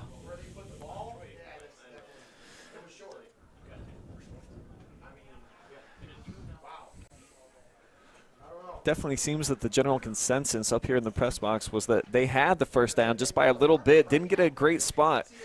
And now the Redmen offense catching a break here as they're going to have an opportunity taking over already on the defense's side of the field. So we'll see what Ray and company can do with it. Yeah, the Redmen fans hold their breath and thank their lucky stars that they get the ball back. Here comes Ray, 1st down, keeps himself. He's already up to 25 carries on the day. Just a yard as the clock now down to 7:30 to go here in the 3rd quarter.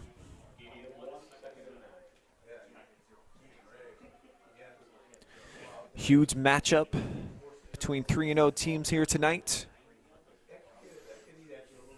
Tornadoes coming off a monster win last week at Clyde. Defending state champions. Knocked them off 19-16.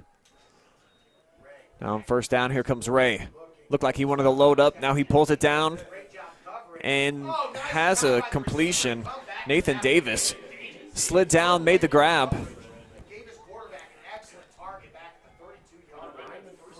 Big play. I would say even when Ray is in shotgun, he gives himself a couple drop back steps, gives him some room to run, I almost think, as a security blanket in case he has to escape the pocket. They quickly get up to the line of scrimmage. Ray pressured right away, and he's going to be dumped for a 1-yard loss in the backfield. Tornadoes defense was waiting for him. And the quick snap doesn't catch him off guard. Looks like it's going to be 2nd and 10 at the 34-yard line. Oh, my apologies, about 2nd and 12. See if the Redmen opt out to go to the passing game again. Seems like that's what's been getting the ball downfield. Yeah, it's been working. Ray's been sharp here in the second half. I don't think that he's missed but once. And, man, did you see Big Daddy Carter Groves coming off the edge? Just blew up the right tackle. Actually, that was Ethan Winnick, I'm sorry, that was causing the disruption there in the pass rush. Incomplete anyways. And with the clock stopped at 6:08, it's going to be 3rd and long now for the Bellevue offense. You got to think, with Bellevue not having a kicker, this is a part where you can get a play. You can still get about 5 to that 7-yard range and make it comfortable for to go back into that 4th and 3rd situation. Looks like they're setting up the screen. They do, all the way. Here's Mays. Spins, reaches, and he's, man, right at the sticks again. So we're going to have probably another measurement situation here, even though both officials are suggesting that it's going to be 4th down. So I'm a big fan of that play call, though. The first time they tried opting into a running back screen for Mays, it didn't work out in the first half, but they go back to it, maybe thinking that Tornadoes don't think that they would go back to that play, seeing how well they covered it in the first half. And they get them a good 10 yards as it goes up to 4th and 1 on the 23. Ray rushes up under center, and he's pushed back right away. I don't know if he's going to get it. He was met right at the line of scrimmage. The official on the near side is going to be the determining spot. Unless they call forward progress on this, it is Tornadoes' ball going the other way. If you look across the field, he's about a half-yard short. Yeah, I don't even think they're going to have to measure this one. It's going to be Columbian football, but they will bring out the chains. Excellent defensive push there by Columbian, as the linebackers all converge to help make the stop.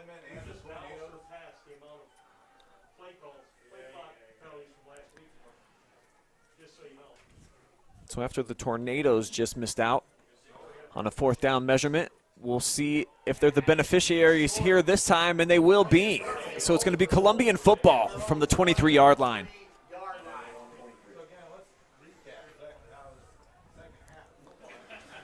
So an interesting start here to the second half. Yeah, I mean, we have 2 measurements, questionable the one, and then Tornado and Redmen don't know who wants to keep the ball on the field for longer than 2 minutes.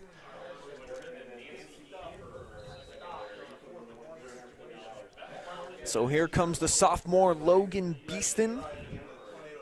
Going to run the show here. I think this 3rd quarter with a bunch of question marks is just building up the animosity. Oh, nearly an interception as Bova read that all the way, just couldn't secure it.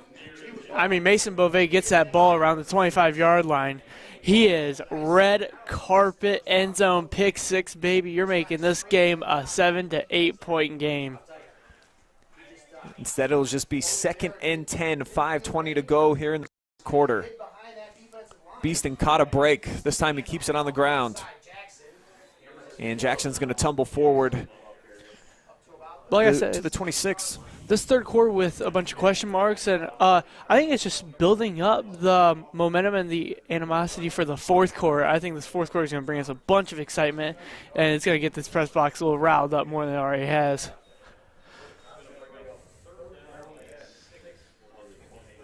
Third down coming up now. play action. Beeson wants to throw. They've got the screen set up and going nowhere because the tackle in the backfield made by Colin Karapi gets the defense off the field. Far-fetched, Brian. That might have been the key defensive play of the game so far up to this point. I mean, you have Tornado who is hungry to march down the field. You got Bellevue defense who is hungry to stop them and wanting their offense to get back on the field. And I think that was a big momentum swinger. We'll see if it shifts the pendulum in favor of Bellevue as the punt flies end over end, takes a hop, and back into the hands of the Tornadoes. So they mark them down at the 45-yard line, and great field position here for Keegan Ray and company. Just 45 yards away from pay dirt.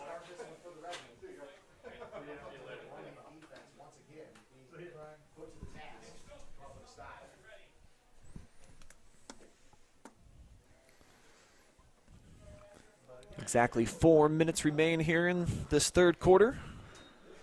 No score yet here in the second half as the Tornadoes stack the box, showing pressure. They'll bring it off the right side. Ray runs away from it. And you saw Hunter Martin didn't attempt to make the catch. Must not have been set up for him. I think that Connor Ray and Hunter Martin thought the ball was going to go to two different people. I think Ray wanted to give it to Martin, but Martin was planning on someone to be right behind him. So we'll see if they can clear up the confusion on that play. But even for a scoreless quarter, this third quarter has had a lot of energy. I think that play was actually set up for Martin as the two outside receivers cleared. With this no-huddle offense, even if you blink and miss a sign, your whole demeanor's changed and the game plan's thrown off. They keep it on the ground here as Mays carries. A would-be tackler with him for an extra yard. Only three on the play, so it'll be 3rd down 7. Man, Bellevue's had a lot of plays that would have been very big momentum swingers. You have the long touchdown pass that almost happened in the beginning of the quarter. You have Beauvais' almost pick 6 that would have easily swung the pendulum to the Bellevue side. And it looked like Bellevue actually wasn't really ready for that, but they're going to move the sticks as Nathan Davis got the catch, and he's inside the 30-yard line. I saw Horn looking over to the sideline. Might have even false started on the play, but no whistle and a break for the Redmen. This offense is just moving and rolling, even when everyone's not on the same page. So a big 3rd down conversion. Now Bellevue knocking on the red zone again.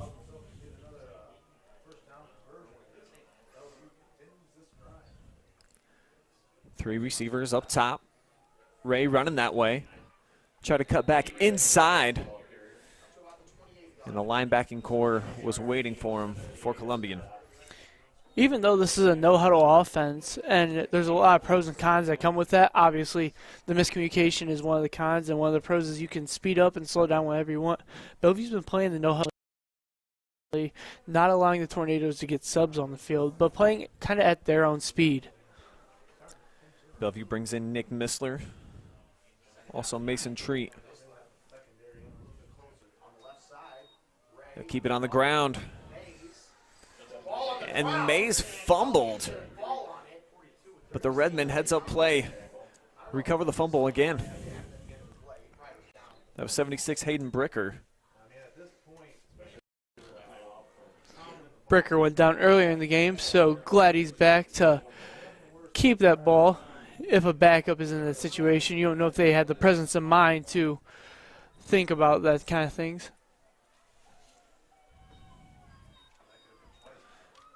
Another big 3rd down here for the Redmen offense. They were successful just 3 plays ago. Let's see what they cook up here. Columbian looking like they want to bring some heat, and they will up the middle. Ray throws that way, and it's incomplete.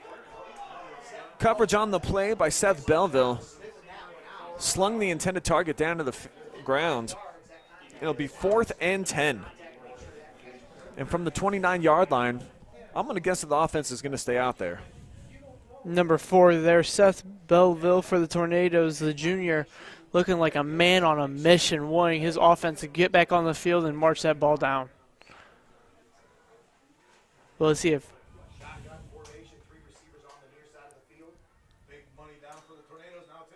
Ray fakes on 4th down. Looks like he wants the sideline, and it's nearly intercepted.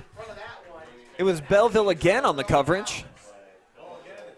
And so, just like you mentioned, he wanted to get the ball back for the offense. Gets it done this time, Brayden. Yeah, let's see if the Tornadoes can take advantage of a scoreless third quarter, see if they can get something at least going to build up for a first score in the 4th quarter. Got a minute 36 remaining here in quarter number 3. One of the biggest games in the state going down tonight. Columbian checking in at number 4 in Division III this week. Bellevue ranked 6th in D4. A couple of playoff teams from a season ago.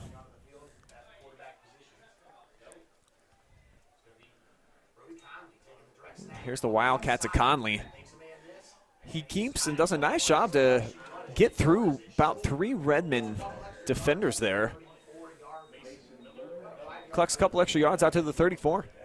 I kind of like how this game's 14-13 because it gives some more meaning to it, because now with a 1-point game, you almost can't go into overtime unless they end up kicking a field goal, or PAT, the Tornadoes do, and Belleville opts to go for 2 points and doesn't convert it. Just has a special feeling that we can't rely on in overtime.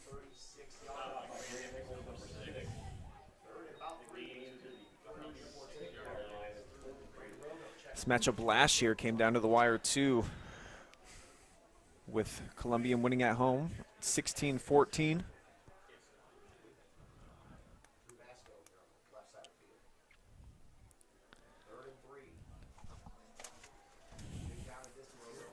Tornadoes with 4 wide receivers out, 1 in the backfield. And they'll throw it out far side. Simcoe with the catch, but he goes nowhere. Tackled for a loss of a couple. Max Ray out there to make the stop. It's been one thing that has been impressing me with the Bellevue secondary is they know if a wide receiver's right out there, they know how to stick them and not let them make their own plays for themselves. You know, there's a lot of shifty wide receivers on the ends that kind of the quarterback gives a screen pass to rely on them making their own play, and him with a little juke move or something. Brian, I know you're used to hitting some juke moves back in your day at the wide receiver position.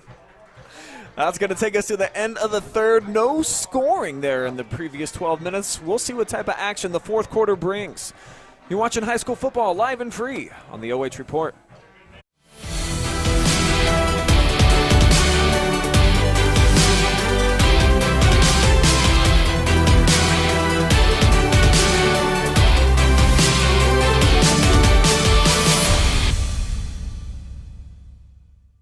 Customers do come in and they do feel like they're a part of our family, and they feel like they know us and we know them and we care. Park National, our family of banks, all together now.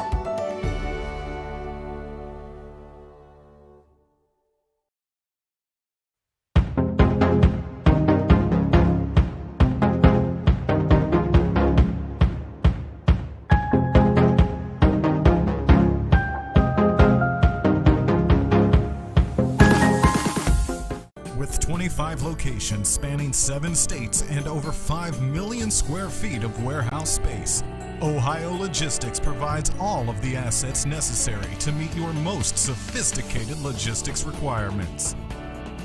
Proudly serving you since 1988 and a proud supporter of Bellevue Athletics, Ohio Logistics.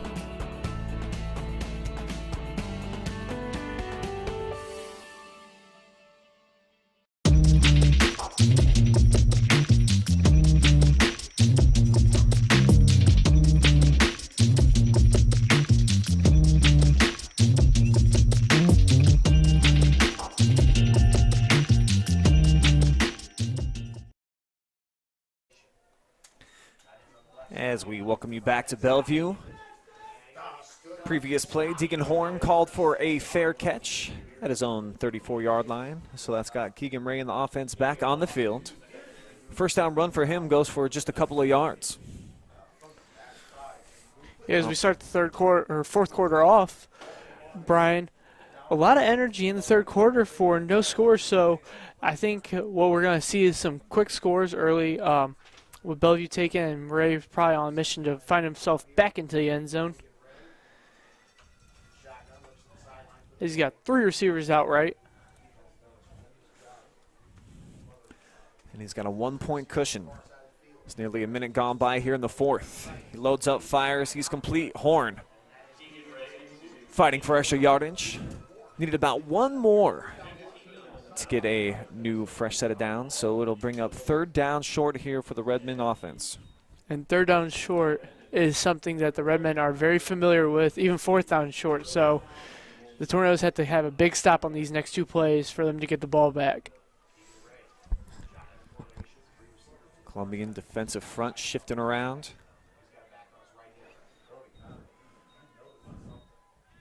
Ray steps back, 9 seconds on the play clock. Takes a snap, running right all the way. And he's got the first down out to the 47. Good push up front by the offensive line. I think Bellevue's looking to score on this possession, but more outside of that, milk the clock, give to the Tornadoes the least amount of time that they can work with.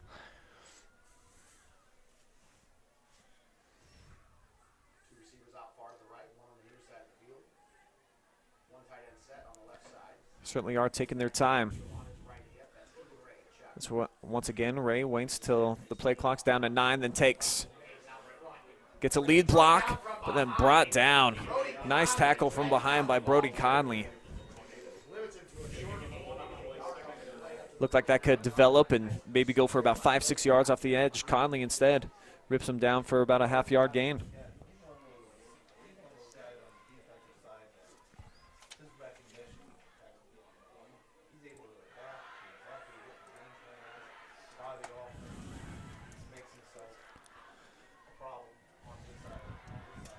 Looks like Ray's going to have 4 wide out. 3 to the top of the screen. Ray looking that way, and they got the screen set up. Evan King is able to squeak through for a couple into Columbian territory, but it will be third down, 6 yards needed for Bellevue.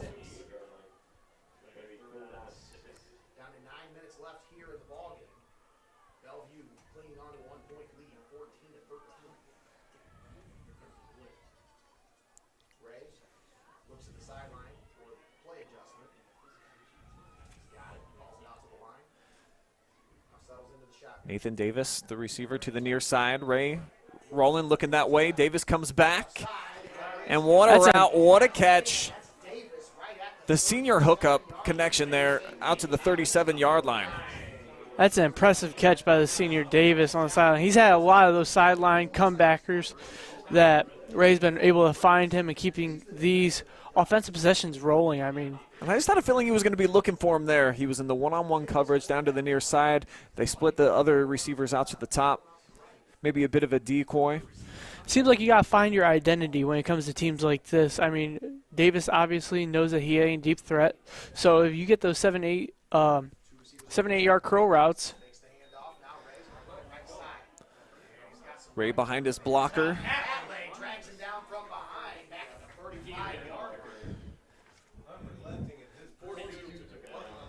Keeson Hatley with the tackle. Looks like Ray will be setting up on second down and 7 yards to go.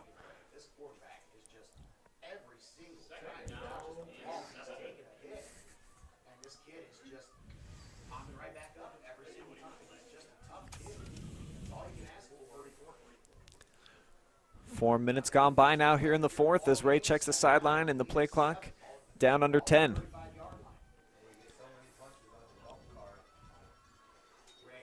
Ray keeping again. Left side, grab down low. And once again, Hatley with the tackle. So third down for the Bellevue offense once again. They like to find themselves in these third down situations, Brian, but behind the senior quarterback, Keegan Ray, they obviously get out of these tough situations and keep possessions just rolling. He's got 3 receivers to his left. He's going to throw it down the far sideline, and he's got it. Complete and fighting inside of the 15-yard line was Evan King. 18-yard pickup. The boys in red, the Bellevue Redmen at home today, are full of seniors that just want to make a last impression on the last couple games here and just full of big plays. And it is weird that we're beyond the midway point now of the season, just in week 4. Both of these teams looking to go to 4-0.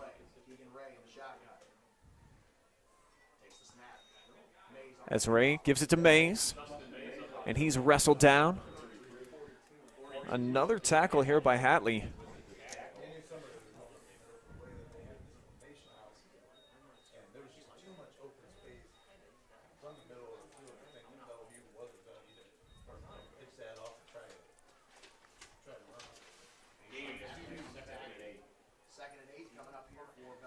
And this has been a lengthy drive here for the Redmen, starting with it on the first play of this fourth quarter, and they've already drained 6 half minutes. of the time. Yeah, 6 minutes. They started this at the start of the fourth quarter, and Ray with the QB keeper. Yeah, the juke move was able to get around the first defender, and he gets inside the 10 all the way down to the 7-yard line before he's tripped up by Jackson Harris. No matter what Bellevue does on this drive, whether it is a touchdown or not, they're probably going to only give the Tornadoes one more possession to answer back. Another big third down.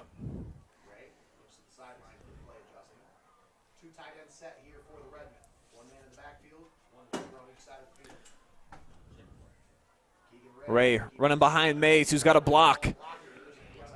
Are we really shocked that that's the play that the Redmen chose for the 3rd and 2? I mean, that kid is the heart and soul of this offense. Has kept the moving all game. And he's done it again. Got just enough there. It's going to set up 1st and goal now for this Redmen offense at the 5-yard line. Man, this Redmen offense just stomping on the Tornadoes' chances to come back, and they're just milking the clock out. Don't be shocked here to see Ray roll out right and look at maybe number 11 for a little out route. The sophomore Deegan Horn. Or maybe he just might keep it and run up middle. That's exactly what he's going to do. He had looked like a hole, but it closed up quickly. Stuffed down by Simcoe. I would say between his center and his left guard, it looked like he had a little bit of space, but he just chose to opt out a little bit to the left of that and he got stuck. In a flag out on the far side. It's going to be offsides against Columbian.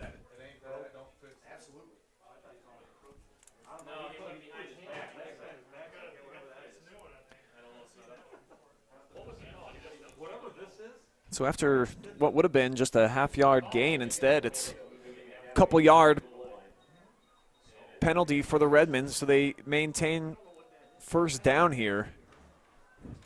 And goal from the 3 as the clock continues to wind. Down to 4:35. Ray keeping left side, and he's into the end zone for his 3rd touchdown of the night. Man, this kid is impressive. Keegan Ray for another touchdown finds himself in the end zone with a 33-yard run. And I got a feeling, Brian, that this is going to be the player of the game tonight for this SBC Lake matchup between the 3-0 Bellevue Redmen and the 3-0 Tiffin-Columbian Tornadoes. So it's a 7-point advantage in. As Bellevue calls a timeout. Now this is big because Bellevue does not have a kicker, so they are going to have to go for 2. But if they convert this 2-point conversion, this is going to make it a 9-point game, which makes Tiffin-Columbian a 2-score game. So, and with 4:30 left, I don't know if Tiffin-Columbian has 2 possessions in them. So this game, this game could come down to this 2-point conversion right here. Columbian does have all 3 of their timeouts. This is the first charged to Bellevue here in the second half. As Coach Ed Nasani, the legendary head man up here. The only head coach that I'm aware of got a state championship in baseball in 1985 and is also one of the best football coaches of all time in the history of the state. So you just don't see that overlap very often at the head coaching position. You'll see assistants that will be head coaches in other sports that do a great job, but not at the head coaching position. This is interesting. Especially in a bigger school like Bellevue. Obviously, like you said, you see assistant coaches, maybe a head coach in one sport and assistant coach in another sport. Sure. In smaller schools like in Firelands Conference or in conferences like that, maybe a Mid-Buckeye Ohio Conference. But in a bigger SBC conference like Bellevue with a pool of people to choose from. And here's Ray out to the flat, and it's knocked down. So the score remains 20-13. That's a big stop by Columbian because, as you mentioned, it would have been a 2-score game if they could have converted there. Yeah, they needed that there just to make it a 7-point game to give them a fighting chance to take this game into overtime, or if they want to get risky, Brian, and they don't want to rely on an extra point, which they haven't kicked yet tonight, to go for 2 and try to win this game.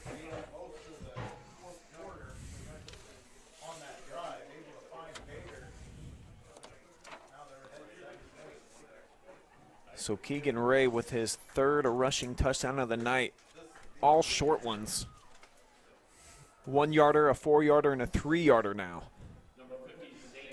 And you would think a turnover from Tiffin-Columbian on this next offensive possession would be a game changer and would probably be the last nail on the coffin.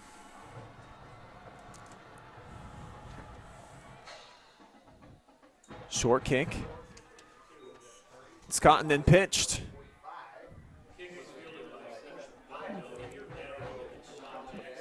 Looked like it was Belleville pitching it to Jackson, who's got the return out near midfield. So a heck of a start here for the Tornadoes. I got to tell you, I have never been in the middle of one of those pile pushings, and I am content with living not being in one of those. I want to give a quick shout out to the Bubba Rock Meat Company. Full-service butcher shop and deli located right here in Bellevue on West Main Street. They're planning a grand opening this November or December. You can check them out at bubbarock.com.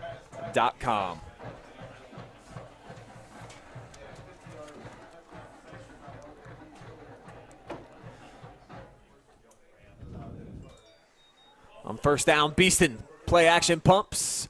Up top, fight for the ball, and I think it's going to fall incomplete. LJ Reeves, the intended target that time. Deegan Horn on the coverage. If I'm not mistaken, LG Reeves made a catch like that earlier in this game that was really impressive. Got all the guys in the press box jumping. I mean, because he was jumping. Yeah, he got up 50-yard touchdown catch up and over the back of the defender. Couldn't pull it in that time. And here comes Beeston.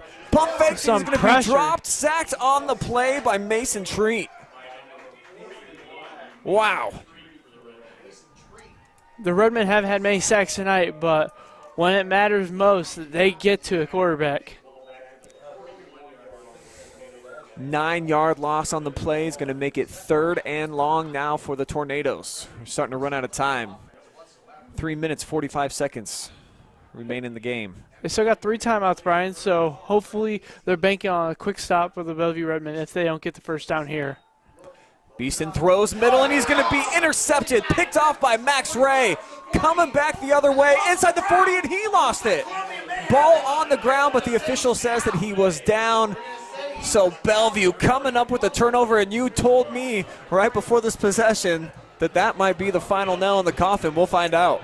Yeah, I mean, the way Bellevue's been milking the clock out, Tiffin-Columbian turning the ball over is a very costly error, and I don't even know if the Tornadoes are going to see the ball back with how Keegan Ray has been moving this offense, is how they've been milking the clock down. Now, the Tornadoes do have 3 timeouts, so we can't overlook that. But even if you waste your 3 timeouts playing defense, you have no timeouts going in offense when you're doing 2-minute drill.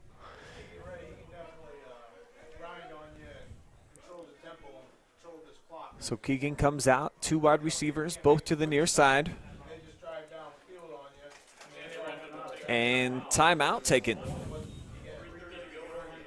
Just 3:30 to go.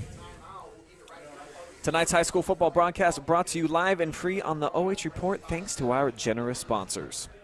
With 25 locations spanning 7 states and over 5 million square feet of warehouse space, Ohio Logistics provides all the assets necessary to meet your most sophisticated logistics requirements. Proudly serving you since 1988 and proud supporter of Bellevue Athletics. Ohio Logistics. Spherion Mid-Ohio, your connection to local jobs. From light industrial to skilled professionals, Spherion has opportunities for everyone. Visit midohiojobs.net and let's get to work. And by Park National Bank. Richland Bank may be changing their name, but not their philosophy. They're still your hometown bank, supporting your hometown teams. Same bank, bigger promise.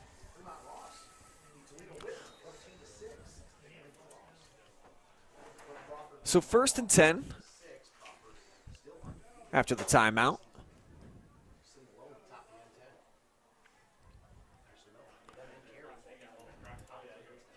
Here comes Ray from the gun, running left. Got a couple of blocks. Keegan Ray gets skinny and gets across the 30-yard line. The only thing I have my doubts with Ray running the ball in this situation is he has fumbled a couple times, and that's probably the worst case scenario that Bellevue would be facing. You'd almost want to be facing a 4th down and something situation over Ray fumbling it, especially early in this drive where Tornadoes would still have time to come back and march down the field. Thought Columbian was going to take a timeout there and said they keep it in their back pocket. Ray needs to have the presence of mind to tick this clock down to the final seconds, and it looks like he does. The senior's been here before. He fakes it to Mays, and he's got 2 yards, and that's going to be enough to move the chains. So the clock stops at 2:42.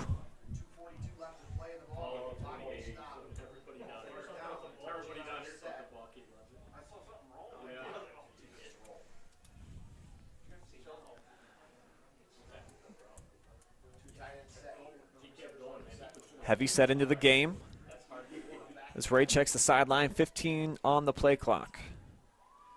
He's going to shift Justin Mays to his left.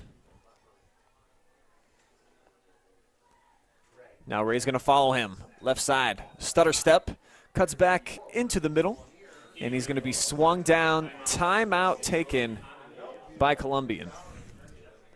Yeah, when you have plays like that where Ray almost couldn't pick his point of attack and had to slow behind the blockers, you're scared that the defense players behind you wrap around and maybe come across and punch that ball out.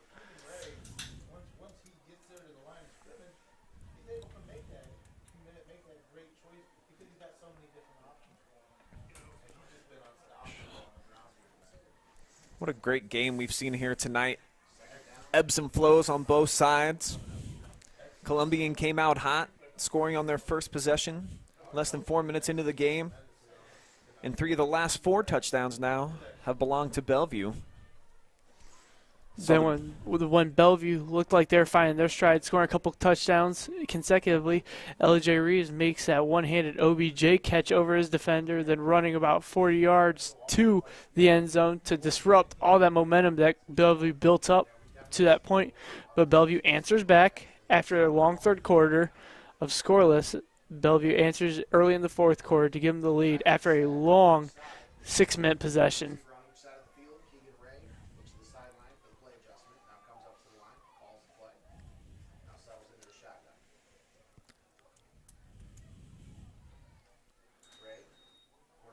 Here comes Ray, left side. Hit low and tackled by Conley. And second charge timeout now to the Tornadoes. Yeah, without the junior linebacker Brody Conley right there, I think we would have saw Keegan Ray in the end zone one more time. He had a clear lane, and, man, that kid just gets up with speed if he has a clear path. Make sure that you catch the Saturday Pigskin Show live tomorrow at 5 p.m. exclusively here on the OH Report Facebook and YouTube channels, where yours truly, along with Eric Will and Kurt Conrad, will recap all the action from Friday night throughout North Central Ohio with the top plays, outstanding performances, little insider analysis, highlights, and more. That is tomorrow at 5 p.m.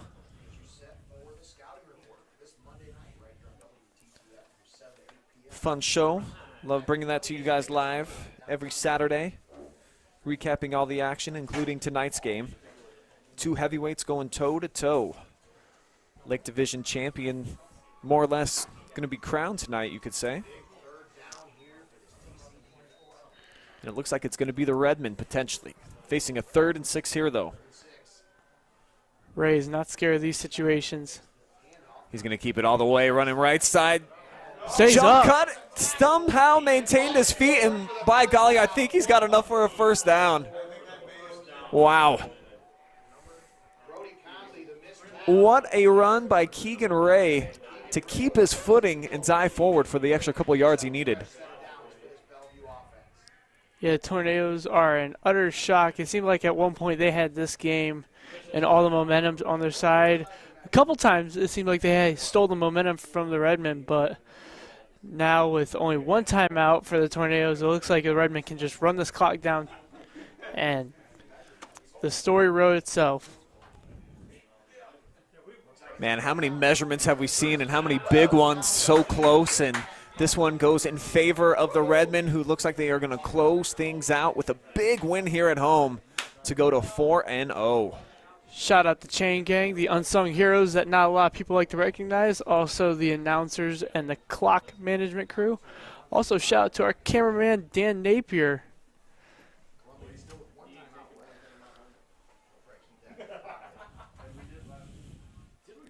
So the clock rolls down to 1:40. 5 seconds on the play clock. Maybe the Redmen are going to call a timeout. They will.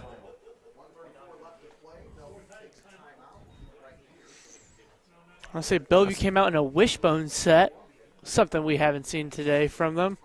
But they are not afraid of trying new things and new formations. They kind of fell out the game in the first quarter, and then they saw that Connor Ray and his capability to just take the direct snap and pick a lane to run has worked, and that's what they've been really favoring ever since. He has definitely been the workhorse. Don't have his official numbers in front of me, but he's had to have carried close to 40 times tonight. Oh, for sure. I mean, he had 24, 25 going into halftime alone, and he has not stopped since. See Coach Nasani sending his boys back out onto the field. I know we sometimes have different opinions about who the player of the game is, but I think this is a unanimous choice. Yeah, no question about this one. Deservingly so. So first down and 10 after Ray eked out 6 yards to move the chains. And he's looking to get more points on the board, falling forward for another first down. Another first down that Ray can put on his stat sheet tonight that he has accounted for. Man, even his first downs, he's probably had 10 or 11 first downs by himself that he's had on the ground.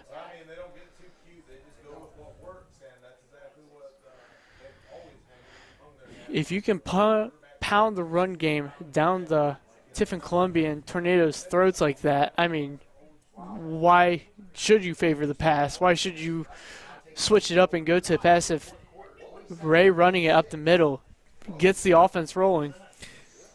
Yeah, they started the third quarter, and they were throwing the ball to move the chains, and you're right. Now they've kind of fell into a groove. That offensive line has been phenomenal here for the Redmen over the last couple of quarters, and Ray's done a good job of picking his holes. I'd say the Tornadoes did a good job of filling up those holes in the third quarter, and they had to alternate to the run game. Tornadoes bring the blitz off of both edges. Ray keeps. And minimal pickup. It looks like the next snap we will have will be about at the 50-second mark.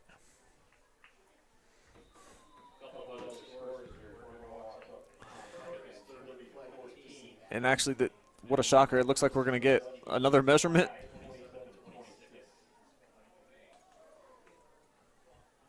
Actually, we just have an injured player on the field. So it's an official timeout. And Hayden Bricker, who we saw shaken up earlier in the game, walking gingerly again.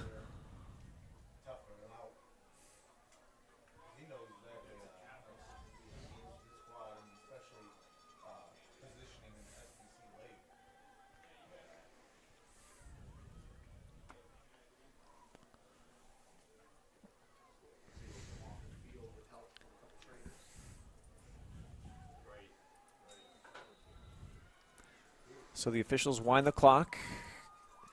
Now under a minute to go. 3rd and 1, really, you just got to get first down here.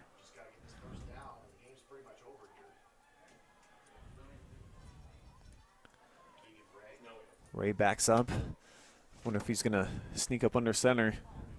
No, he'll take it from the gun. He'll go left side, and he darts his way out to the 5-yard line, and that is going to do it, folks. First down, Redmen, and that's going to secure the W. Big performance here by the senior Keegan Ray. Not much more you can say. He has done everything for them offensively, really carried the load. Has been the entire offense here this entire fourth quarter. Yeah, and as the time is ticking down, it looks like Bellevue Redmen is going to take this game 20-13, and they will advance to a 4-0 record as the Tornadoes fall to 3-1 heading into Week 5. And it looks like Redmen's or the SBC Lake is the Bellevue Redmen's to lose. They won't even have to snap it again. That is going to do it. End of the ball game. It is 20-13. Bellevue a winner here tonight at home. Evening the score after they lost to Columbian last year. We'll take a timeout.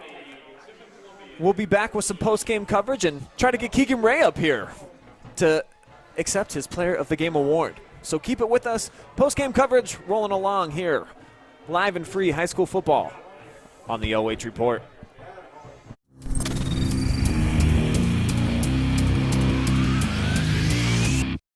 With 25 locations spanning 7 states and over 5 million square feet of warehouse space, Ohio Logistics provides all of the assets necessary to meet your most sophisticated logistics requirements. Proudly serving you since 1988 and a proud supporter of Bellevue Athletics. Ohio Logistics.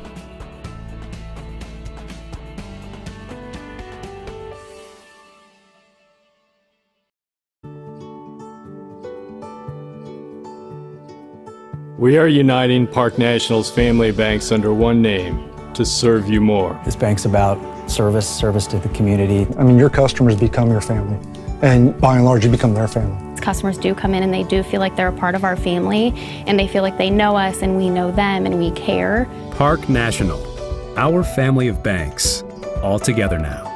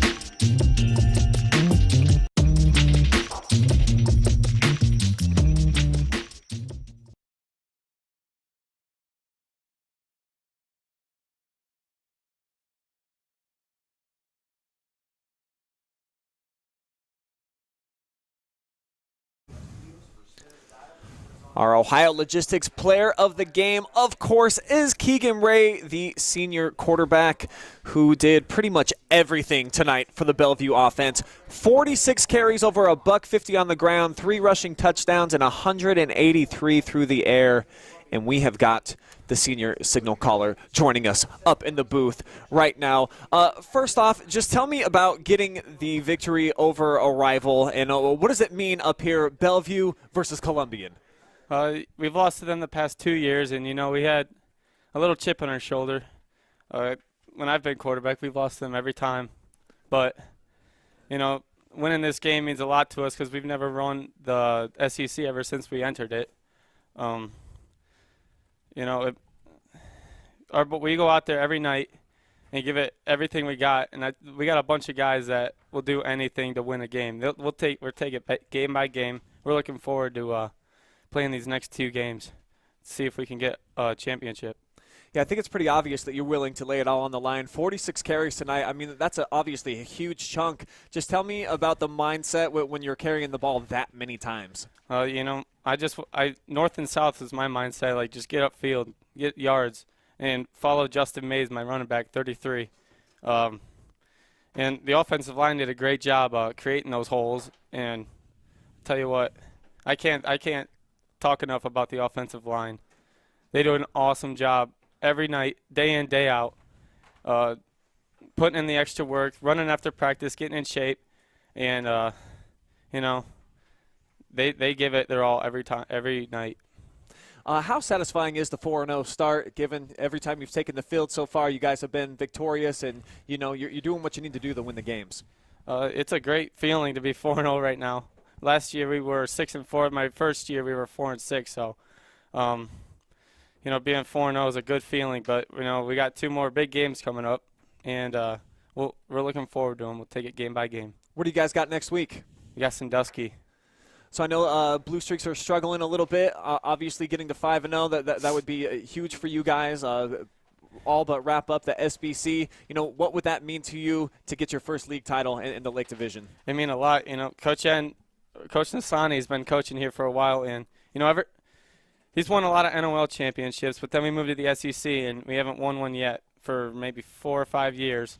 And it would mean a lot to be the first one to win an SEC championship with him. All right, man. Well, congratulations on the big win tonight, a big rivalry win, and you really did it all. 46 carries, almost 400 total yards for you. So thanks for joining us, Thank Keegan. you. Appreciate it. All right, so that's Keegan Ray, our player of the game. We'll get Brayden Creveling back up here to join me to wrap things up here from Bellevue. I did, yeah. I was trying to catch up with you last week, but you were too far away. My bad.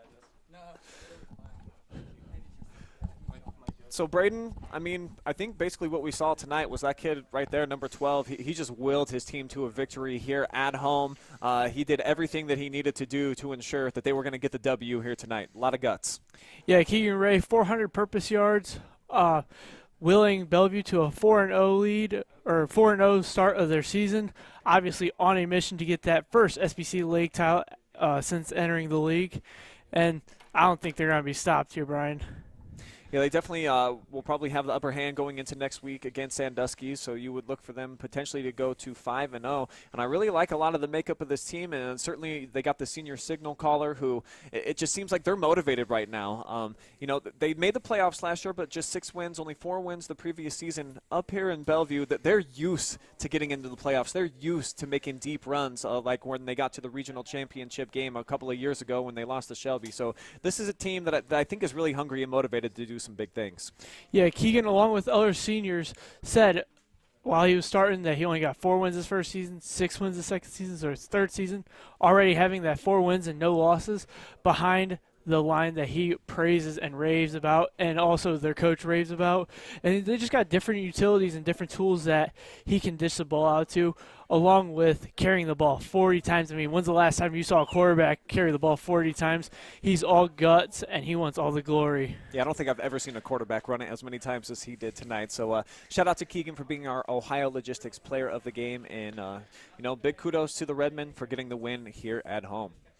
That's going to do it for our coverage. Man, what an awesome game that we had tonight. Two powerhouses going head-to-head. Columbian just didn't make the plays that they needed to down the stretch. And the big fourth-quarter drive, I think, is really kind of what sealed it. 8 minutes off the clock for Keegan Ray and company as they went in for the score to go on top 20-13. And that's how things ended out here in Bellevue. Any last words, Brayden? No, I mean, Bellevue looks like they're on a mission to win that SBC Lake title. Tiffin just a little bit behind, but maybe they don't give up yet in case Bellevue slips up one game, loses. You never know with Friday night football. Well, what we do know is that both these teams are getting into the postseason no matter what, and they will definitely be forces to be reckoned with.